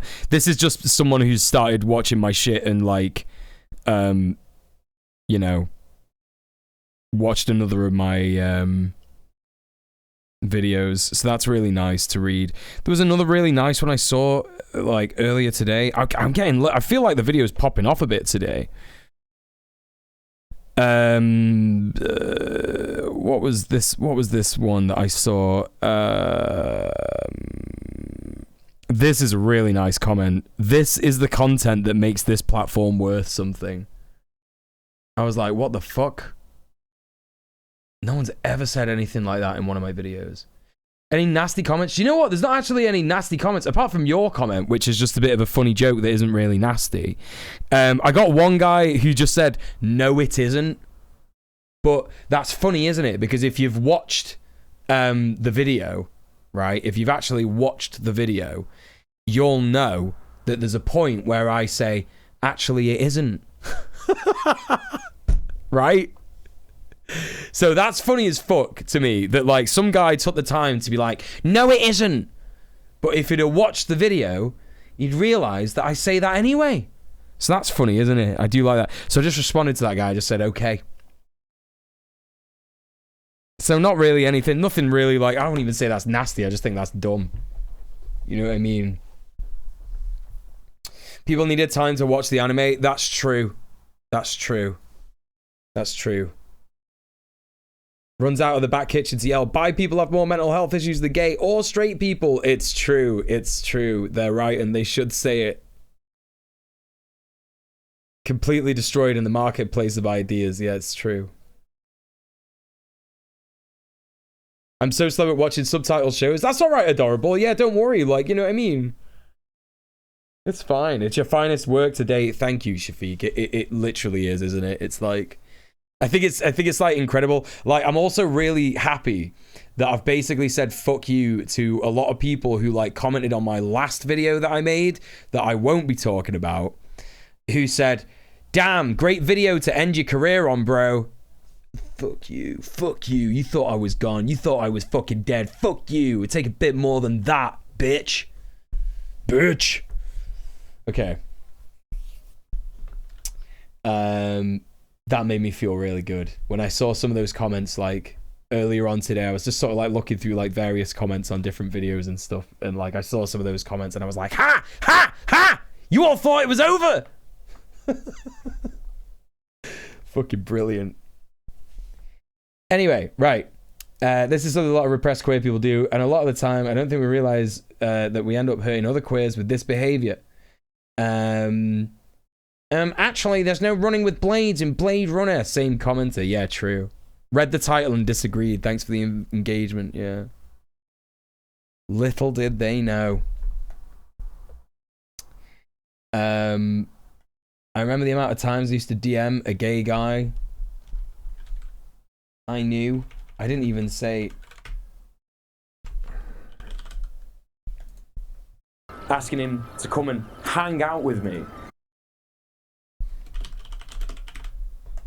A vague bit of flirting that didn't really serve anyone. Hang out with me. A vague bit of flirting that... to come and hang out with me. A vague bit of flirting that didn't really serve anyone.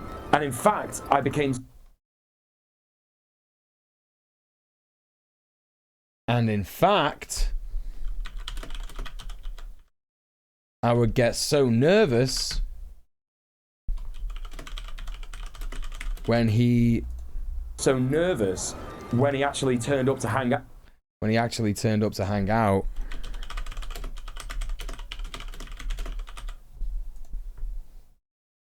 Out with me, because... Oh, hang out with me.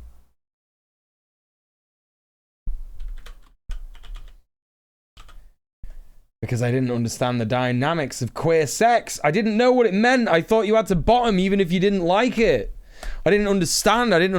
Like, it's so funny, like, being a top. It's like, your whole life and you're confused and you're watching gay sex and you're like, well, I've tried fingering myself and I'm not really into it. So, like, does everyone just have to do it even though they don't like it? And then you find out that people love it. They fucking love that shit. And it's like, oh, I could just be a top. Right, I get it. Okay, I understand. I didn't really understand the dynamics of... Yeah, I thought you both had to. I thought, like, yeah, you just have to take turns. You just take turns, right?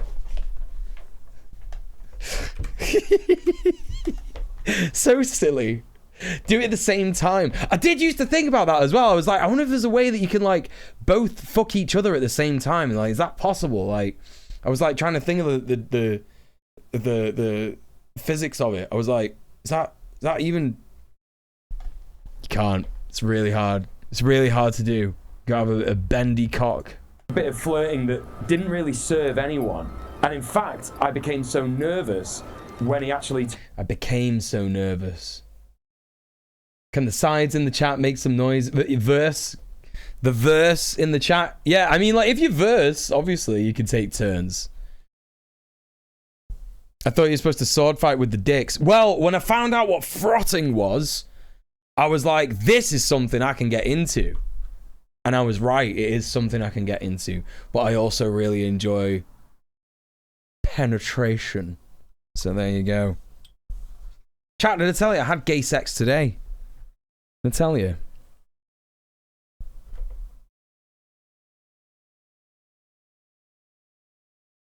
Because I'm a degenerate. I would get so nervous. In fact, is that what I say? Turned up to hang out. I became so nervous.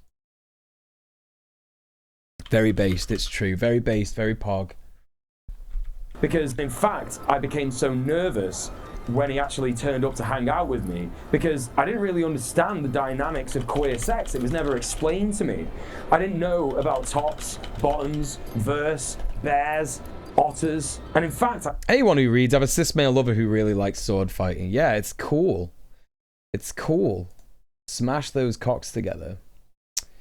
Didn't serve anyone. In fact, I became so nervous when he actually turned to hang out with me because I didn't really understand the dynamics of queer sex.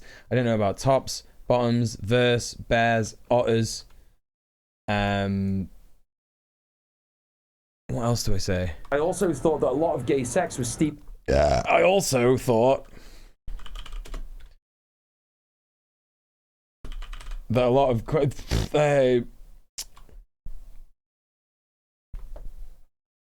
I thought that a lot of queer sex was steeped in kink, leather, latex, that kind of stuff. That's what I say.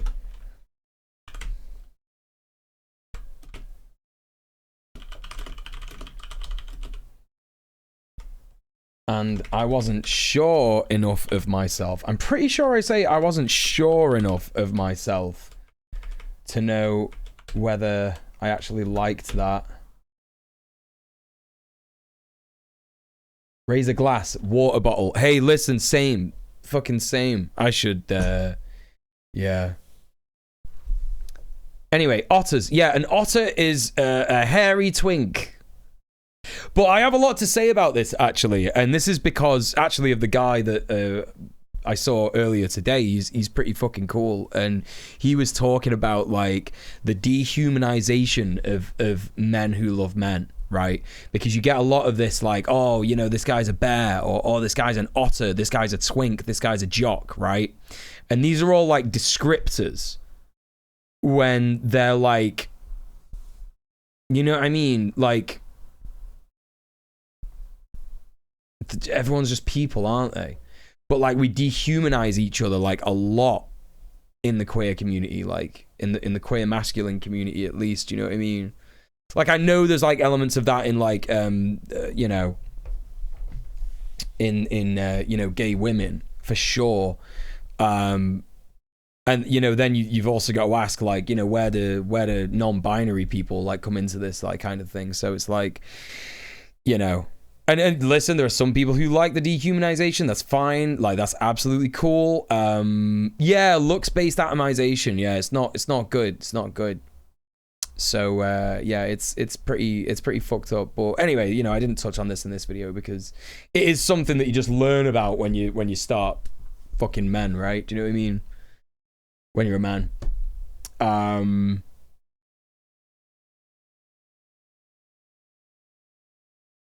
Missing my girlfriend because I'm away and now thinking about our bi verse trans for trans sex. Oh, Mark, I'm sorry. You'll get back to her soon. Is it normal to make out and do hand stuff? I'm sorry if this is a bit too specific. I've not had any gay sex yet. Okay, here's the thing. So, listen. I know it can be really hard because of all kinds of pressures all around you and stuff like this to know this, even when someone is saying to you this, and I'm gonna try and say this and try and get through to you as much as possible.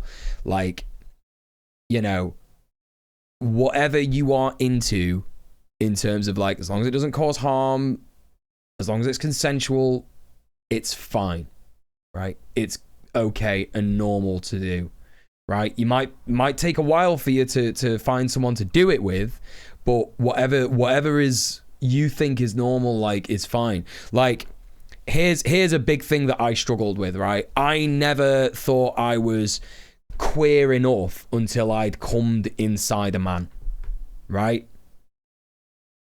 Which is fucking dumb, innit? Do you know what I mean? It's fucking ridiculous. Like, it doesn't mean that you're like, you know, if you get in there, like, great. Like, I think that means you're queer enough, right? If you get in there in the first place, then yeah, great. I think like a lot of other stuff like really fucked me up about queer sex as well, is that, like, you know, when you watch porn specifically, it's really like inaccurate to like how hard someone's cock is supposed to be, because these guys take fucking Viagra. Like, you know what I mean? Like, if you're watching like porno and you think that these guys aren't taking Viagra and shit, like, you are fucking lying to yourself. You know what I mean? Like, it's normal for you to like lose an erection, like, and I guess like it's like, it's also going to be normal for like people with vaginas to like not get like as wet as you might want to and shit like that. Do you know what I mean? Like, it's not like, yeah, like RuPaul's going to come out of nowhere and give you a certificate like, here you go, hunty, you made it. You know what I mean? Like, fuck all that. It's ridiculous. Absolutely ridiculous. I fully don't get hard at all and it's never been an issue. Exactly, yeah, exactly. There's this like idea that you're gonna be like, you know, completely rock solid for the entirety of an encounter, and it's just not gonna happen, innit? You know what I mean? Hey, Lost Futures, how you doing? Welcome in.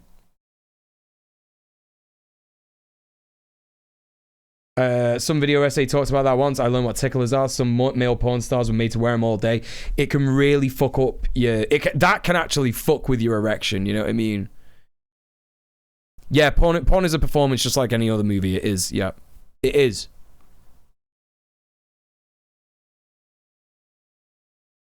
There's not much space for not fitting into a category. I know, yeah, I know. You can do whatever you want to do together. Starting slow is fine, and you should have a respectful partner who lets you. Yes, I think that's a really important thing to say, Mark. Like, you know, if you find any guy that is like being pushy and saying like, "What's wrong with you? Why aren't you doing this? Are you you're not really gay?" You know what I mean? Like fuck all that. They're just like putting their insecurities onto you, innit? You know what I mean? Like they're just putting their insecurities onto you, projecting. So like if a guy is like saying like, why can't you fuck me? What's going on? Why don't you want to fuck me and all this? Like, just say, look, I want to take it slow. I want to figure things out. Do you know what I mean? Like, you know, it's rough. It's rough as fuck because men are men, right? And queer men are queer men. Anyway, Vordrello asked me to hydrate, so I'm gonna go get some water. Back in a tick. Oh.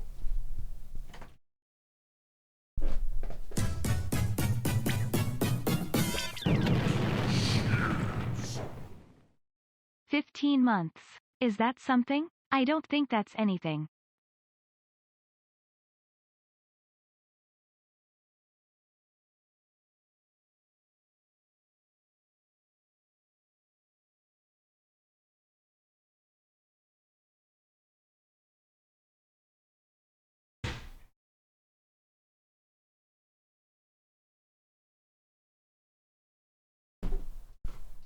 Who just subbed? Hey, Prince Infidel. Is that something? I don't think that's anything. It's 15 months of you subscribing to me. Thank you very much for the 15 months. How you doing, Prince? It's good to see you. Muel is such an awesome and based guy. I don't know about that, bro. Not gonna lie, I'm not sure about that one.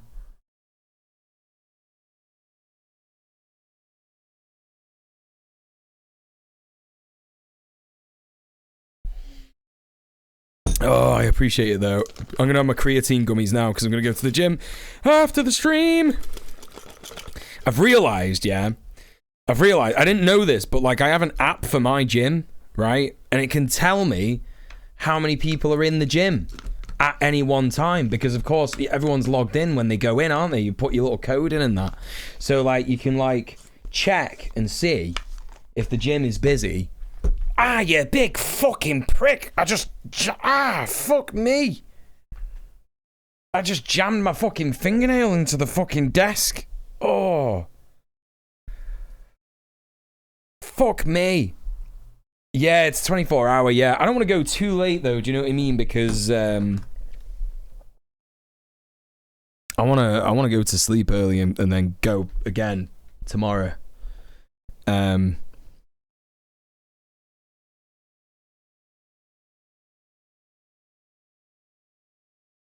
So, hold up.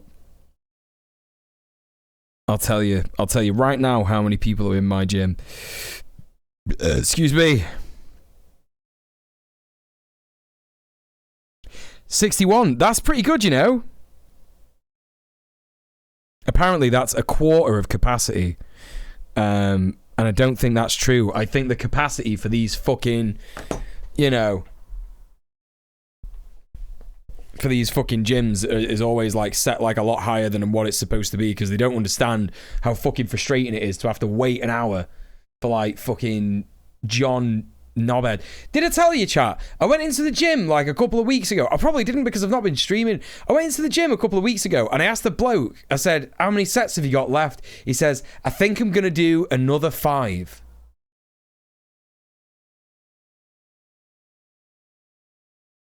Either this man doesn't know what sets are and he thought I meant reps, right? Or he's doing an insane amount of exercise that isn't going to work. Like, was he doing 5 sets of 10? 5 sets of 35? Like, what's he doing? What's going on? And that wasn't the only fucking guy who said something similar like that. No, that was a different time, Vord. This time is a guy who's apparently doing like 5 sets of 90 reps. 10 sets of 90 reps a fucking go. Or some shit. Fucking hell. Aren't there supposed to be time limits on the weights and machines if the place is crowded? We don't have that. It's too much of a POV gym. It's just a gym for poor people. They can't afford shit like that. They'll have to put the membership price up and then we'll go somewhere else. Oh god. Hey, Cat Made Entirely. You're in night gym. Sounds kind of cozy. It's good. It's better than day gym for sure. Goblin Core. Hey, Mr. Dank, how you doing? Yeah, that guy's still there now. He's still on that same fucking machine. Do you know what I mean? Right.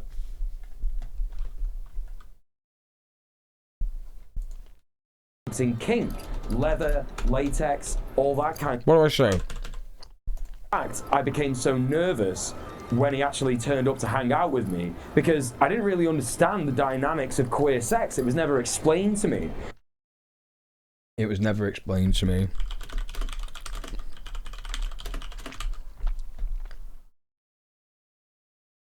Yeah, my man's training to be Batman. Oh, you're gonna do karaoke tonight? Cool, dude. What are you gonna sing? I didn't know about tops, bottoms, verse, bears, otters, and in fact, I also thought that a lot of gay sex was steeped in kink, leather, Wait, what do I say there? Did I say in fact? otters, and in fact, I also thought that I say in fact a lot in this video, don't I? And in fact, a lot of gay sex was wait. verse, bears, otters, and in fact, I also thought that a lot of gay sex was steeped in Gay sex. kink, leather, latex, all that kind of stuff. And that was something that I wasn't so And that was something. sure in myself at that time that I knew I Sure in myself at that time.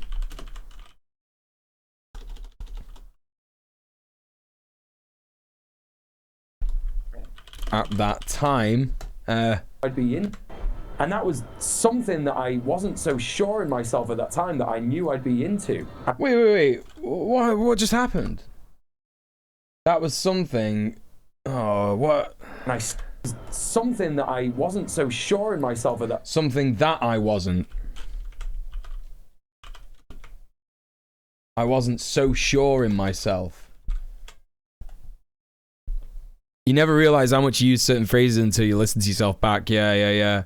In fact, is one of your go-to phrases. Don't worry, we all have them. I'm gonna make an active effort to not say that in future. New insecurity unlocked. You're gonna sing The Cure? Nice, dude. What tune? I love The Cure. Unless you're embarrassed, don't worry. I'm not trying to embarrass you. Captions are the toughest thing to do, Lost Futures, yeah. Would it help to play the video at half speed, so less pausing? You sweet summer child. I have horrific ADHD. That would not work. Don't worry. This is only happening because I have ADHD. This is the only reason that this is going like this. And don't worry, I'm not gonna finish these on stream. It's just not gonna work out like that. Don't worry about it. And that was something that I wasn't so sure in myself. Time that I knew I'd be in. At that time. Is that what I say? And that was something that I wasn't so sure in myself at that time that At that time.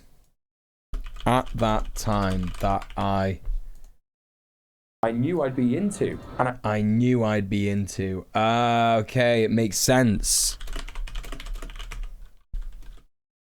And I certainly wasn't about to start asking anyone any questions. Yeah, that's a bit that I definitely said. Brilliant. It's like me proofreading my own papers and realize I have like 5 different phrasings I could just cycle through. Yep. Close to Me or Just Like Heaven, the two I know. Well, those are 2 very good songs. Just Like Heaven is one of my favorite songs. That's the way just like a dream. Down. That could be any Cure song, couldn't it? That could literally be like any Cure song. When I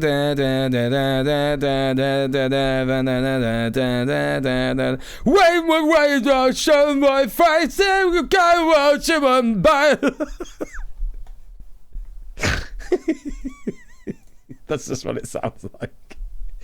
Okay, right, enough of that. No more japes. Another part of myself that I chose to repress. I didn't choose to repress it, but whatever. In other news, I'm recovering from a cold I caught a couple of weeks ago when visiting Newcastle to see an old friend I hadn't seen since pre-plague. Damn, that fucking sucks. Oh, I'm sorry to hear that, Master of the Art. I hope you're doing better. I'm in love and I am sad. Yeah, that's The Cure, innit? Yeah. Wearing a Cure t-shirt right now from the latest tour. Got this one because the colors are pink and blue. Bisexual moment. Yeah. Yeah. Love that. Pink and blue and a secret third thing known as purple. You had to play Fridge Tetris advanced mode where you decant things into smaller containers. Oh shit, Shafiq. I actually cleaned my fridge the other day. It was a great time. Got wrecked celebrating Honk if Thatcher's dead day. Oh, yes, mate. Buzzing. Another part. Oh, hang on. I need to, like, bust that down there. Another part of myself. I certainly wasn't about to go around asking anyone any question. I certainly wasn't about to go around asking anyone any questions. Another part of who I was that I chose. Another part of who I was that I chose to repress, but again, didn't choose to. Just to repress really was a polyamorous person. Now, I got one good comment from Mainly Mandy, who's another YouTuber, I think.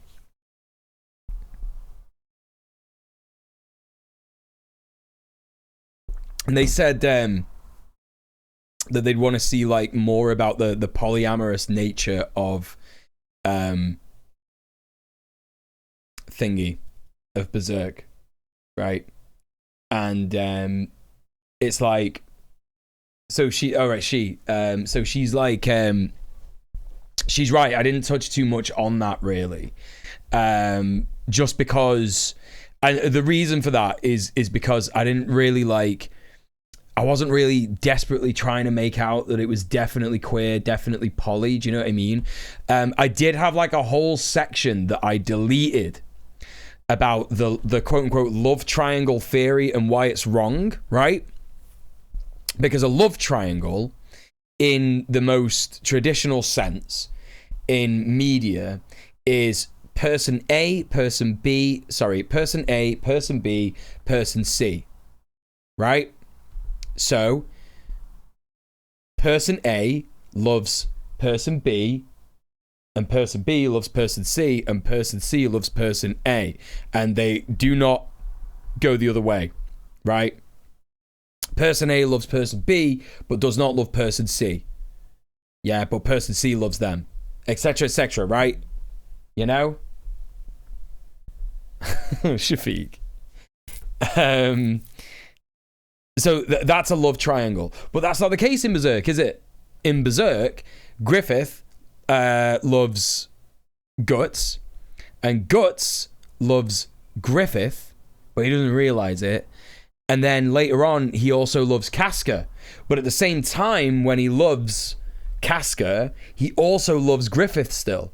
Like, you know, him and Casca have had, like, sex, and they've, like, admitted that they love each other and, like, all this kind of stuff. And then also, at that same time, they go back and save Griffith from the torture chamber, and he's, like, still in love with Griffith. He's, like, crying because of how Griffith looks and everything. You know what I mean? Like, they absolutely love, you know, they absolutely love all each other. Most love triangles are love corners, and the person cornered is usually an uncomfortable woman. Right, yeah. Yeah. And yeah, I don't think that, like, I don't think that Griffith ever really sees Casca. There's like one moment when Griffith is like with Casca, and I'm looking at that scene like again and again, and I'm thinking like, Miura's drawn him here, like looking at Casca as if she's like, you know, he loves her, right? But you could just argue that it's like platonic love, camaraderie love. Casca's hopelessly in love with Griffith. That's a fact. I think she feels like attraction to Guts. At the very least, reverence when she first meets him, but she's also jealous as shit because of what happens like straight away. Do you know what I mean? Most love triangles are love these. Yeah. It's not a love triangle. People love to say, "Oh, it's a love triangle," but it's like there's a bit. Has anyone seen X? There's a bit in X, Ty West's film that he did last year, and it's really good, by the way. You should totally watch X. And so I watched that this weekend with Olivia, actually, and my partner. And there's this bit where the director of the porno, the setup for X is that basically these young hip people, like they're hippies basically in the 70s. They go to this like old farm to shoot a porno, right? And it's like it's not a very like common thing, so they don't really know what they're doing, but they're shooting a porno. But the director of the porno, like he obviously like thinks he's like some kind of a like big shot director, and there's this bit where he says that something is a MacGuffin, but the thing that he's referring to is like a character. And characters are not MacGuffins. If you don't know what a MacGuffin is an item that like the story kind of hinges on. So like the MacGuffin in Indiana Jones, for example, would be like the thing, like, you know, the treasure that he gets or whatever. Well, I don't know if that's accurate because I've not really watched Indiana Jones. The MacGuffin in Star Wars is like the R2-D2 with the message for Obi-Wan Kenobi and Princess Leia and shit. That's kind of like a MacGuffin. What else? What else could be described as the ring, actually, in Lord of the Rings is the MacGuffin. Like the entire story in Lord of the Rings is the MacGuffin. Yeah, the Death Star plans in Rogue One is oh no, well the Death Star plans is on R2-D2, isn't it? Yeah. In New Hope, sorry. Yeah. They get the plans, and then Rogue One is about them going to yeah. The long and short of it is like what Awesemo says. It's an inanimate object. It's not a person. But in X, yeah, it's a very like obvious like moment that Ty West is obviously trying to be like, this guy is a hack idiot and he doesn't know what the fuck he's on about, right? When he says, oh no, then that person's a MacGuffin. It's like, no. I think what he's referring to is it's like a continuity error when like a character just comes in randomly, and I can't remember what the trope actually is called, but it's not a MacGuffin. And you would kind of need to know like a little bit about tropes and how things are written, and you would have to be a bit of a film nerd to know what Ty West is trying to say in this one scene where he's basically like showing that this fucking director doesn't have a clue what he's on about. And I think that like a lot about like when people say the love triangle about Berserk, because it's just simply not a love triangle. Cousin Oliver, I think it's that. Yeah, I think it's that. I think you're right, one who reads. Yeah, because it's just like, oh, this is Cousin Oliver, who's like, he's down the road, and like they need him for like a plot device.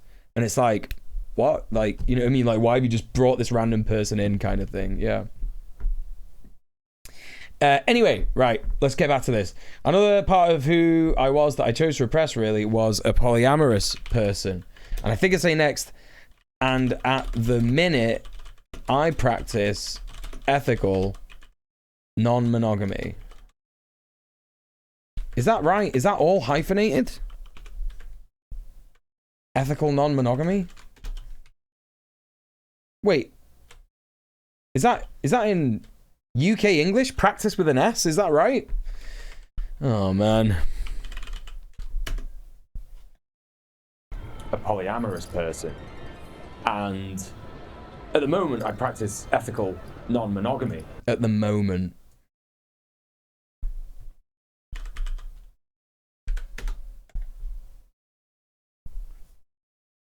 Oliver was thrown into a later season of the Brady Bunch. Ethical can be spaced. Yeah, I thought so. Yeah, ethical non-monogamy. Yeah. Separate word. Yeah. Thank you. Monogamy in and of itself is not bad. I think monogamy in and of itself is not bad.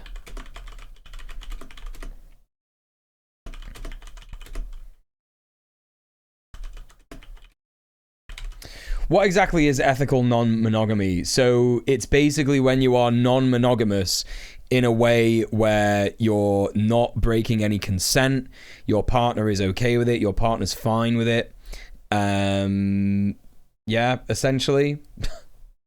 You're acting in a non-monogamous way ethically. You know, polyamorous basically means when you have more than one. It's generally accepted that polyamorous means that you have more than one romantic partner, right? So like more than one partner that you would like go on regular dates with, shit like this. And I'm not so certain how concrete those rules are, but I've been told that like my situation, for example, like, so my partner Lena, me and her are romantic, like with each other's only romantic partner. The other partners that we have outside of our relationship are sexual only, sexual to platonic only, essentially. Do you know what I mean? So like we wouldn't go on like, you know, dates with them, like, or, you know, do the kind of things that we do, plan our lives with each other kind of thing. So I've been told that that's ethical non-monogamy. I've also been told that that's polyglot. So I use that sometimes, but it's a bit of a mouthful. Polyglot. I don't know, it just doesn't really sound right. But yeah, there you go. Monogamy in and of itself, unethical non-monogamy would include textbook cheating. Yes. Yeah. Well, it would just be cheating, right? Because you're doing something without your partner's consent outside of the relationship, right? Essentially, like, yeah, if I guess like to the uninitiated, you would say that ethical non-monogamy is cheating where your partner knows that you're doing it and it's fine. Isn't a polyglot someone that speaks multiple languages? You might be right.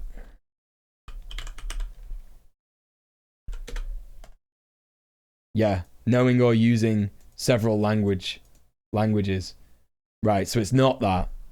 Someone in my fucking Twitch chat said that. One of yous told me that I was a polyglot. So you don't use polyamory because there's... Got a static! Thank you for the 68 months. Holy shit, one more month before the ultimate resub. How you doing, Got a static? What's good? So you don't use polyamory because there's only one romantic relationship. Yes. Basically. Someone in the Twitch chat, I would have called that ethical non-monogamy polygamy, but that's multiple. Yeah, polygamy is multiple marriages. No, a polycule would be where you like are all fucking each other and you all love each other and it's all fine. You all like live together and shit. Not necessarily live together, but like you're all romantically involved with a lot of each other. I think polycule is more like, you know, we're a polyamorous group. Like we all love each other, we all have sex with each other or don't, or we're all romantic with each other or not, or do you know what I mean? It's more of like a solid sort of set of people who are like together. Yeah, it's confusing because monogamy is unfortunately it's got the gamy at the end of it, the suffix, which I think implies marriage. And then, so you've got polygamy and then monogamy, but then it's like polyamory is just like loving more than one person in like a romantic sense, right? Yeah, exactly. The amor in polyamory is love, yeah. I'm pretty sure that would count as a type of polyamory, or I just say open relationship. Well, this is why I just say I'm polyamorous, because I am just polyamorous. Do you know what I mean? We are polyamorous. Polygamy is gender specific as well. One man married to multiple women. Right, yeah. Yeah. Absolutely. Could I just say I'm so grateful to polyamorous people for sharing their stories and communication tools with the wider world. I'm monogamous, but y'all have taught me so much about consent and having hard conversations. Yeah, yeah, like obviously, you know, this is why I think it's important for people who are, you know, not in the allo cis heteronormative monogamous world to, you know, talk about things like this, especially like kink and BDSM chat as well, is really important to talk about. Because I do think like this kind of stuff is, you have to be very intimately aware of, you know, of consent and harm and shit like that and abuse. Like, you really have to be like very aware. You know, if you're like planning on becoming a top, like a dominant top, you know, then you have to be so acutely aware of things that might broach into actual harm that you do into a person. Do you know what I mean? Because, for example, you might meet a bottom that's really into getting flogged like within an inch of their fucking life. And they consent to that, so it's fine.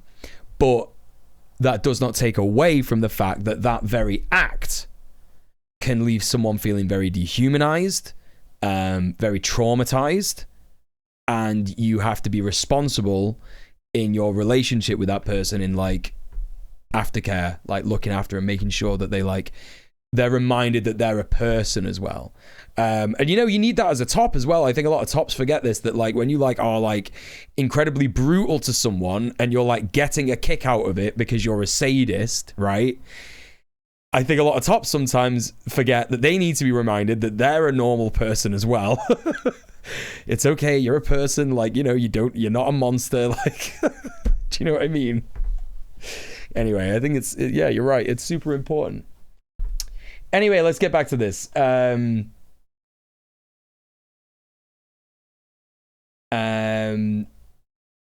part of who I was chose to repress really is a polyamorous person. At the moment, I practice ethical non-monogamy. Monogamy itself is not bad. But it's important for everybody to understand that is monogamy. Monogamy in and of itself is not bad. I think that it's important for everybody to understand that. I think that it's important for everybody to understand that.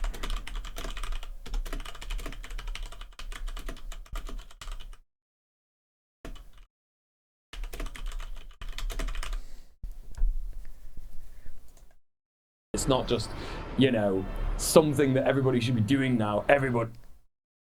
What did I say? Cool.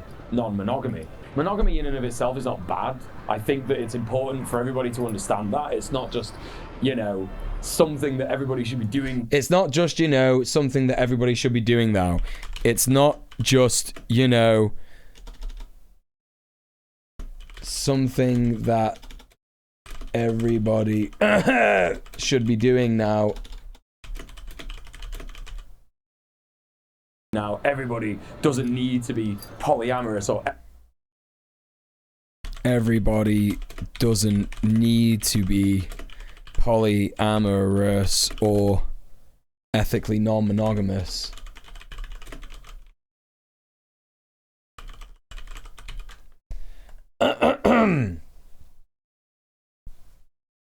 Ethically non-monogamous, but I do think it's important that we fight against those ideas of compulsory monogamy. But I do think it's important that we fight against those ideas of compulsory monogamy. Love the Leftist Cooks video on polyamory. I've not seen it, you know. Not seen it. We'll have to watch it on the stream.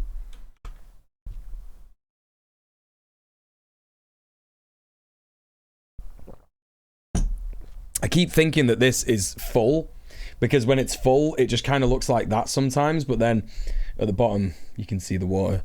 I'm getting really... I wasn't prepared for the stream today. I just kind of like went to the computer and started it up.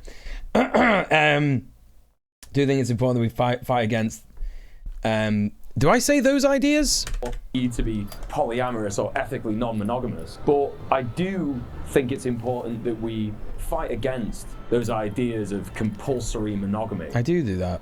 In practicing ethical non-monogamy and polyamory, not... In practicing ethical non-monogamy and polyamory, and I know I say this,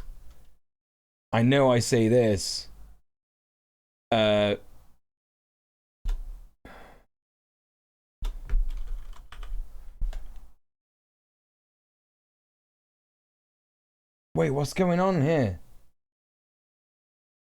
Polyamory. Wait, is that right? I've been writing this so many times. I'm like, is that even real?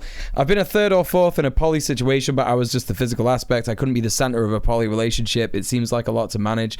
I don't think so, dude. Like, you know, I understand why you would think that. But like, you know, at the end of the day, if you have partners who are not toxic, and, you know, at the end of the day, it's only hard to manage if you have toxic partners, right? Like, if you have one partner who is toxic, or like, you know, you're just finding like there's some abrasiveness in the relationship, and, you know, you're struggling to deal with it and stuff like that, then it can be hard to manage for sure. Yeah, it just depends on the people and the dynamic between you, you know what I mean? It's not like juggling loads of partners and stuff like that. Yeah, it's not exhausting. Do you know what I mean? I wouldn't know, because I'm not like that kind of polyamorous, but you know, I imagine like, and again, it's fine to be like polyamorous, but also like solo polyamorous. I think this is a thing that like people may not be aware of. Like, you know, if you're just like one person who likes to get involved with like people who may be in like multiple relationships, or, you know, go round all those people in that relationship, it's like you're part of the polycule, but you're not really. You're just kind of on your own, like on the outskirts. Like, that's completely fine.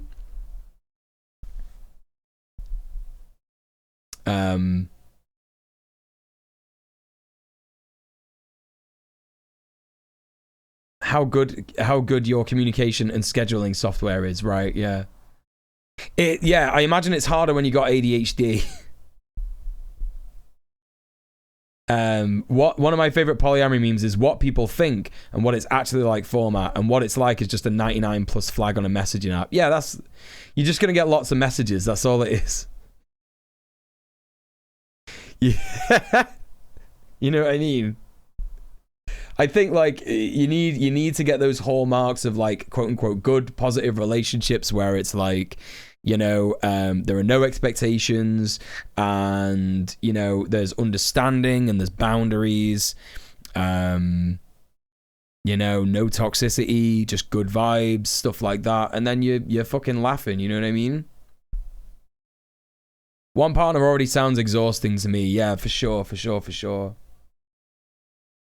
My roommate has 6 guys he keeps up with, all chill, dude. Just boggles my mind. Oh yeah, for sure, dude. Yeah, I get that.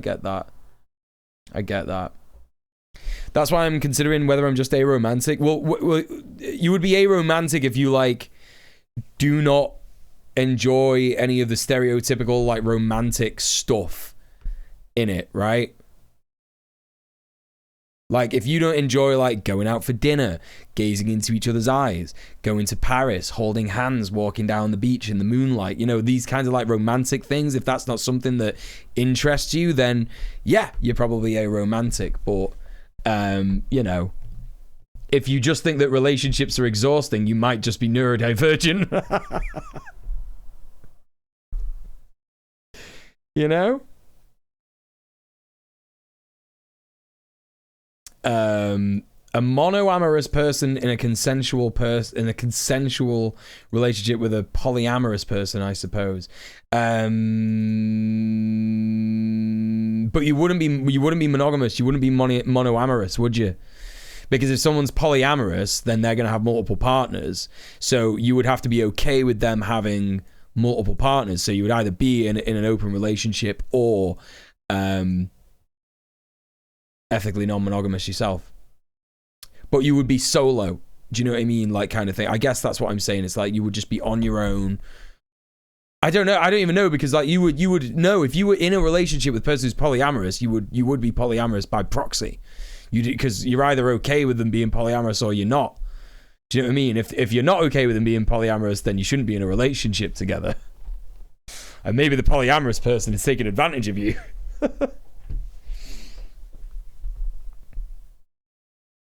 Too many people in general is exhausting. Yeah, I get it. Never tried it. It could be nice to be wanted like that. I've no desire to just go out and find that. Maybe my brain is broken. No, it is not broken. It is not broken. Think about the main message of the video here that I'm talking about at the start. You know? I've known mono-poly couples that work well, but it's less common, yeah. So it is known as monoamorous then.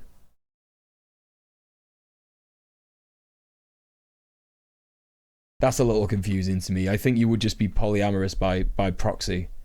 If you were dating a polyamorous person, you were fine with them being polyamorous. It just doesn't make any sense.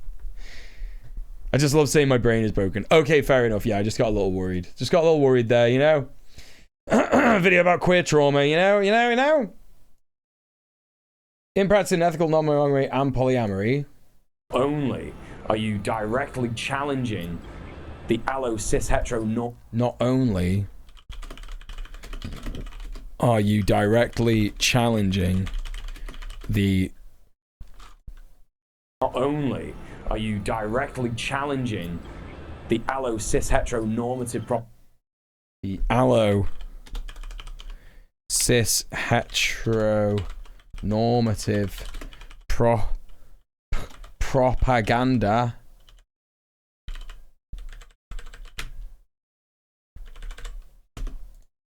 that we're shown all the time.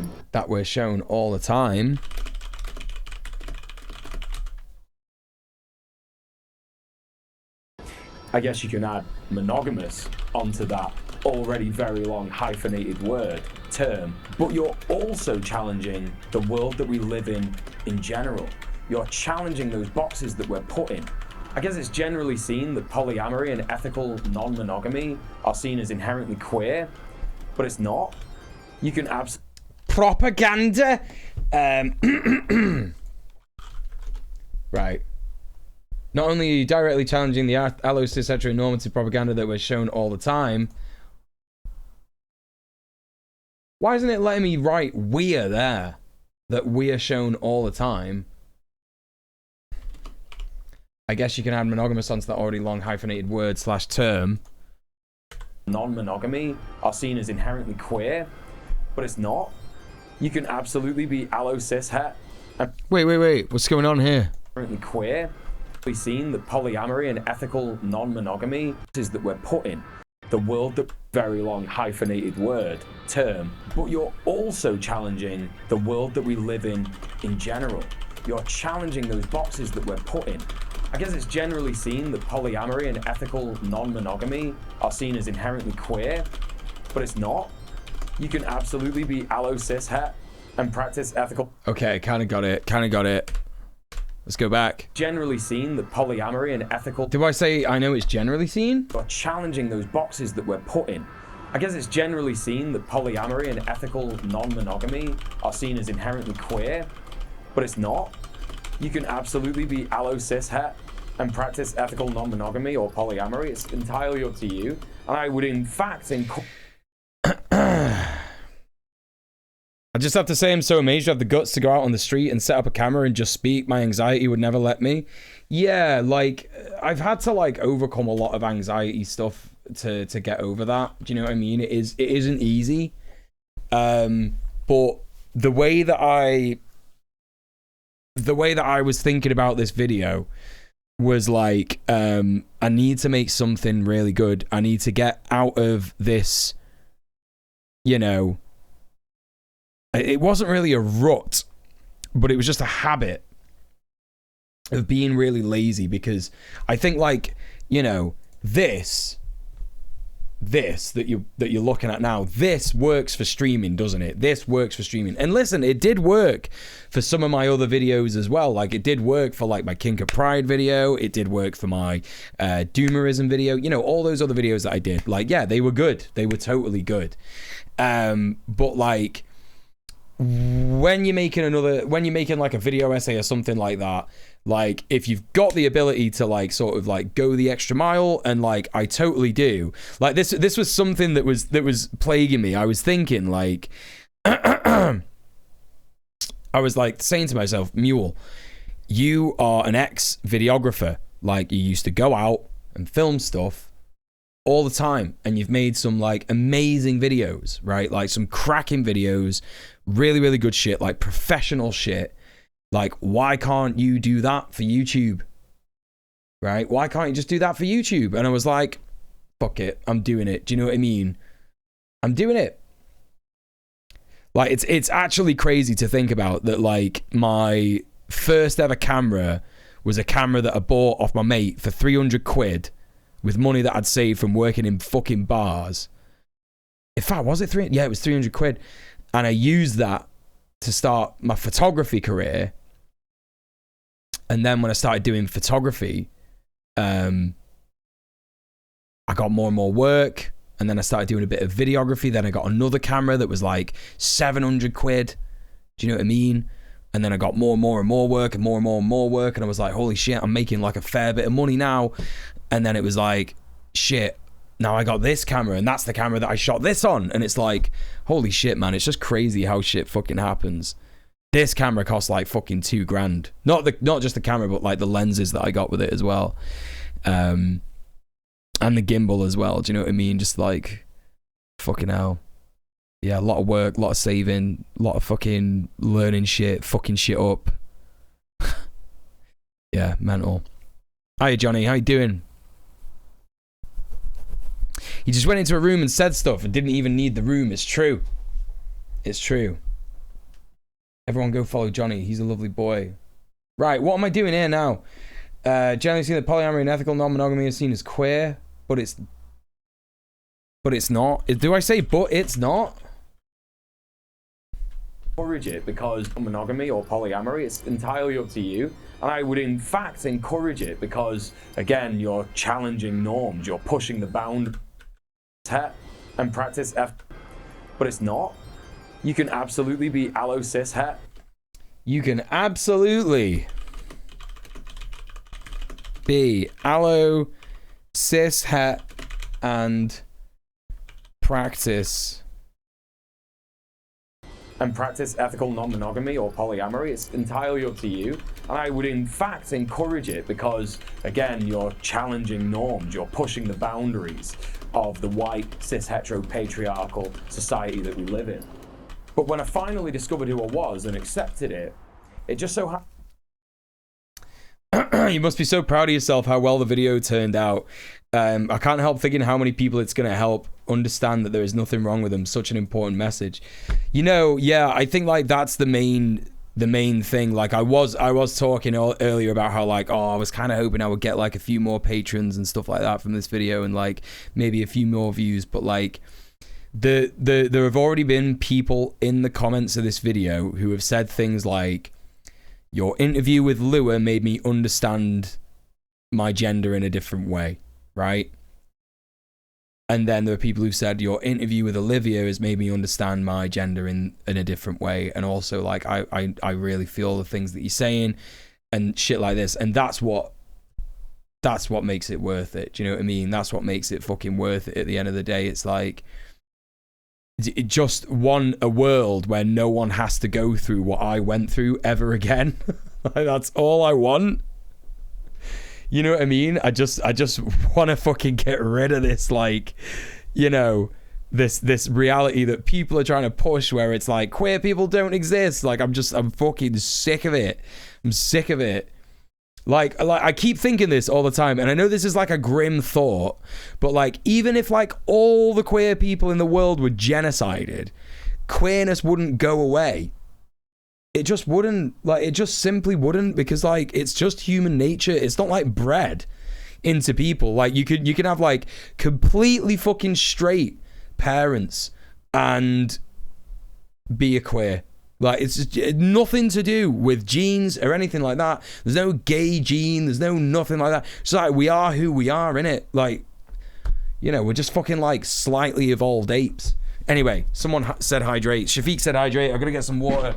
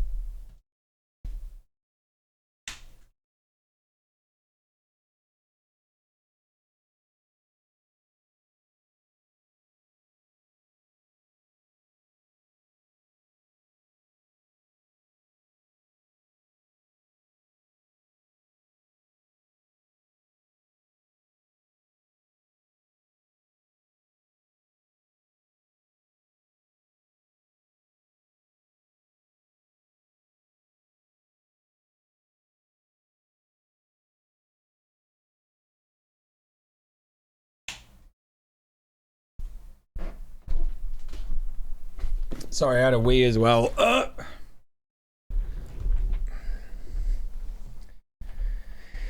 Oh. Okay. I would in fact encourage it because again, you're challenging norms. You're challenging. What does allo cishet mean? Right, okay, so allosexual means you have quote unquote normative attitudes towards sex. So you are sex driven in your relationships, right? Not necessarily sex driven, but like you are like a sexual person. You're not like, you know, asexual. You're not like sex repulsed or anything like that, basically. Cis means cisgender, so not transgender. And het means heterosexual, so not homosexual or bisexual or whatever sexual you want to be. I would in fact encourage you because again, you're challenging norms, you're challenging... Let's go back. You. And I would in fact encourage it because, again, you're challenging norms, you're pushing the boundaries. You're pushing the boundaries. We love to push boundaries.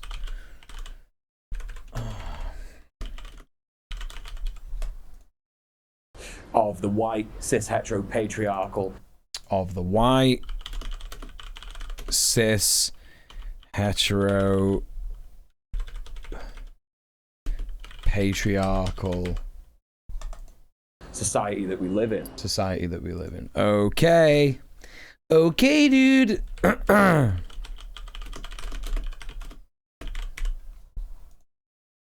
when I finally discovered who I was and accepted it, it just so happened to coincide with me getting into a particular game series. And it just so happened to coincide. I didn't write any of this.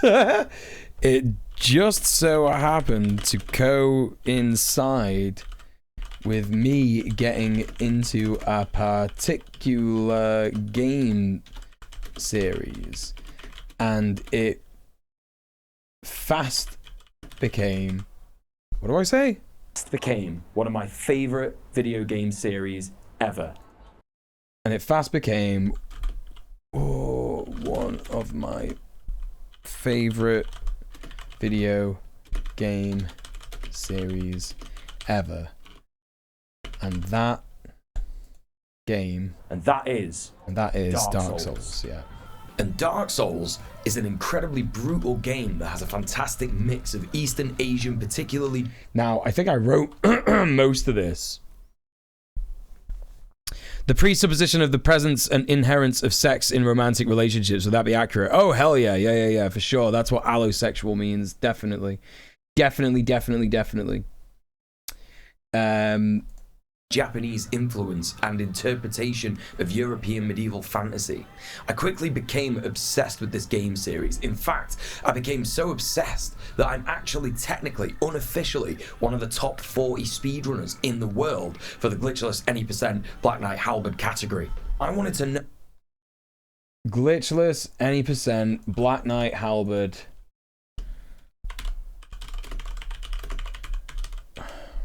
Category. Okay. Know everything about the game. The glitchless any percent Black Knight Halberd category. I wanted to know everything about the game. I wanted to know everything about From Software, the developers, and Hidetaka Miyazaki, the director of the series. And some of my chatters on Twitch told me that the game was heavily inspired by something called Berserk. I had to see this. After quizzing my Twitch chat over and over again about the best way to get into Berserk, I can't believe Twitch chat did this. I could just watch the 1997 anime. As I was told, correctly it turns out, that it was the best one. And Kentaro Miura, the creator of Berserk... Oh. And Kentaro Miura, the creator of Berserk, was heavily involved. What else did I say? Berserk was actually deeply involved in the production as well. Was actually deeply involved. Deeply involved in the production. You got a shout out in the video. Twitch chat made me buy. Confirmed. It's true. They did. You bastards. I love you all. Taramio, the creator of Berserk, was actually deeply involved in the production. Now, personally, I love 90s style animes.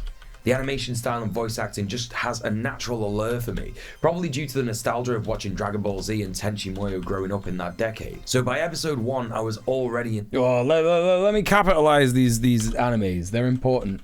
I've actually been watching Dragon Ball Z again recently because I was like, I've like seen this segment so much. I'm like, God, I love Dragon Ball Z, and I just started watching it again. in love, but then extremely confused as to what...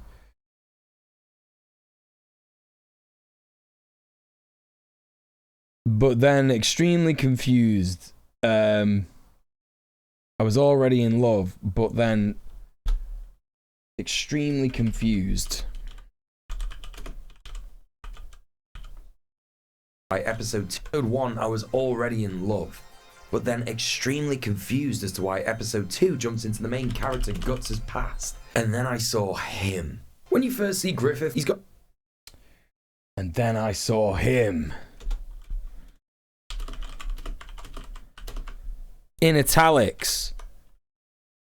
Him. That's right. And what is Twitch's logo color? The source of queerness is purple. Confirmed. It's true. I still have all of the Dragon Ball and Dragon Ball Z mangas. They're my favorite. What? You've got the mangas, but you never watch the anime? That's so interesting.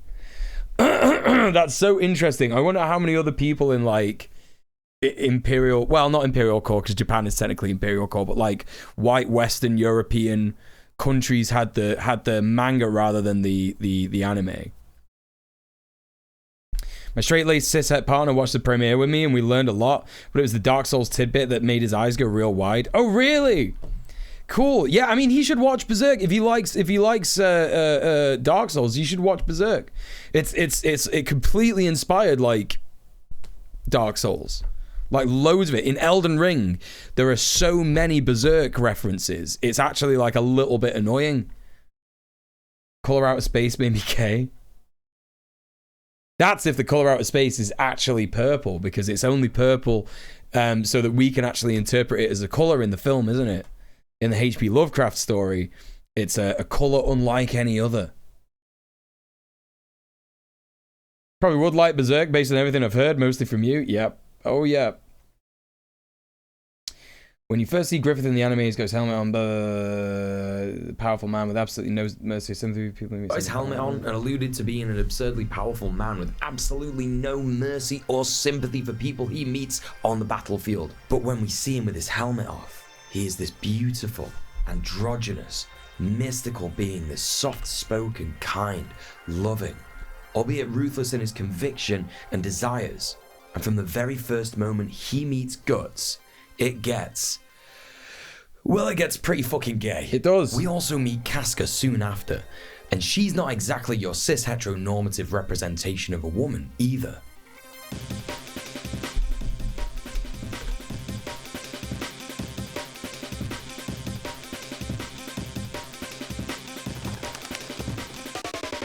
You see, it's this whole scene. It's this whole scene.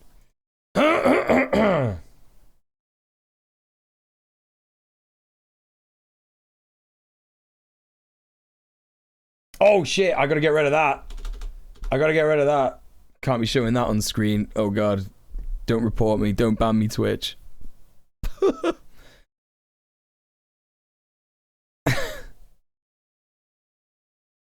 I was turned bi and trans by Freddie Mercury in the video for I Wanna Break Free. Oh hell yeah. Oh hell yeah.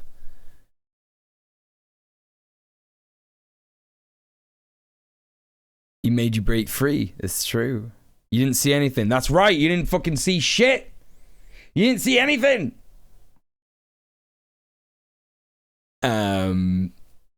The only channel in Germany that I knew as a child aired anime only did when I was in school. Mostly read the mangas before I got proper internet access. Oh, okay. I got you. Yeah. I see that Dreamcast. Yeah, I got my Dreamcast there. PlayStation behind me as well. Do it again so we can not see it again. I missed it. No, it'll actually get me banned off Twitch. I can't do that. Yeah, no, I can't do that. I hope there's no other, like, F words in this script.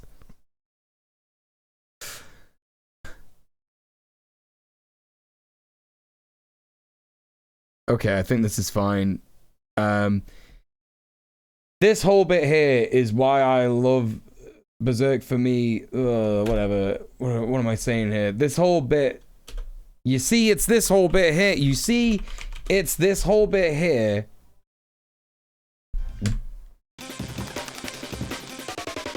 You see, it's this whole scene, not just in the... You see, it's this whole scene, not just in the anime, but the manga too. Anime, but in the manga too, that really solidifies Berserk as a quip. That really solidifies Berserk as a queer, polyamorous love story to me.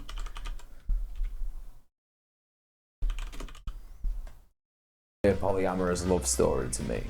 This is just after Guts meets Griffith and Casca and the rest of the Band of the Hawk for the first time. Caucus, who is mostly motivated by greed and jealousy and just wanting to... Damn, I didn't even read any of this word for word. Oh god. Oh my god, this is gonna take so long, chat. Like, this whole bit took like 3 hours.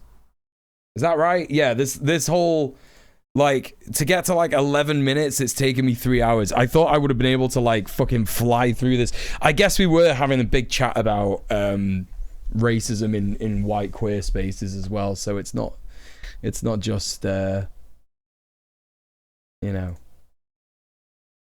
it's not just that. I'll be able to probably get this done quicker tomorrow daytime, so I'll just do it then. It's fine.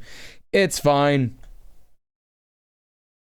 I'm gonna have to actually like transcribe all the bits as well of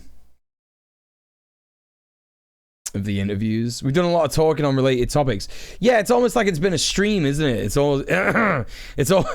almost like there's been a stream. A stream has happened. So there you go. Yeah, sorry for the short one, folks, but I gotta go to the gym. Gotta go fast. But thank you, everybody, for being here. Thank you for all the donos today, all the resubs, stuff like that. Really, really cool. Thank you so much for supporting me. I'm gonna be back tomorrow with the You Laugh You Lose stream. Don't worry, no more captioning tomorrow night. It's not gonna happen. Stream what, like piss? Oh, what you mean? You mean this? That's piss. That's piss. Anyway, yeah, I'm gonna go to the gym. I'm gonna do some shoulders. I'm very excited. Yeah, I'll see you tomorrow. Basically, we're gonna raid someone. Who am I gonna raid? Let's have a look. See who's live. I'm really hungry as well. I'm like super fucking hungry. I need to make a big chili tomorrow as well. Oh, I've got such a busy day. I've got such a busy day tomorrow, chat. I've got such a busy day. You can't watch tomorrow? Oh shit, I'm sorry to hear that, Adorable. Well, listen. There's gonna be more and more VODs uploaded. VOD watchers, I'm so sorry you've had to wait so long for these VODs, but there's gonna be more and more VODs uploaded to the VOD channel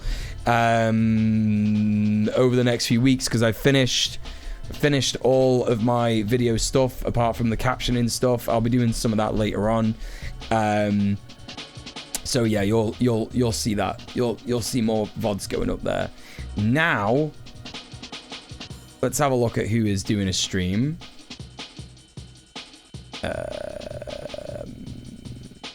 Oh my gosh, so many people live. I can literally never make a decision.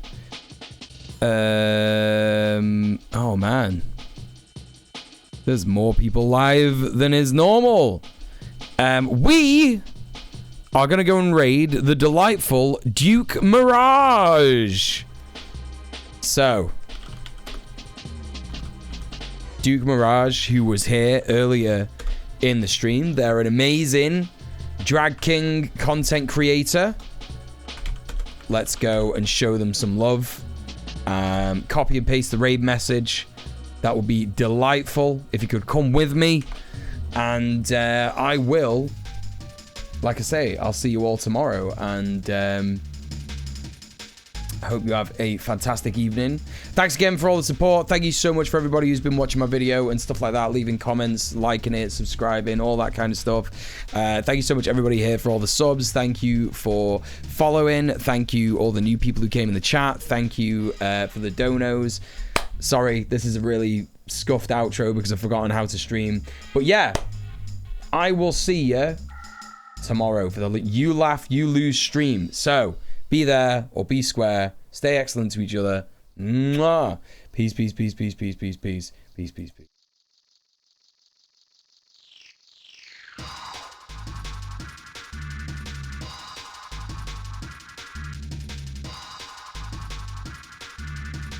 Age 20 and female, incapable of dumb label, which is annoying, but otherwise, whatever, that's fine.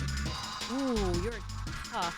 Oh, but you're also a female. No, we need a dude. We need a dude who's not incapable of dumb labor. Why are so many here? Just like, no.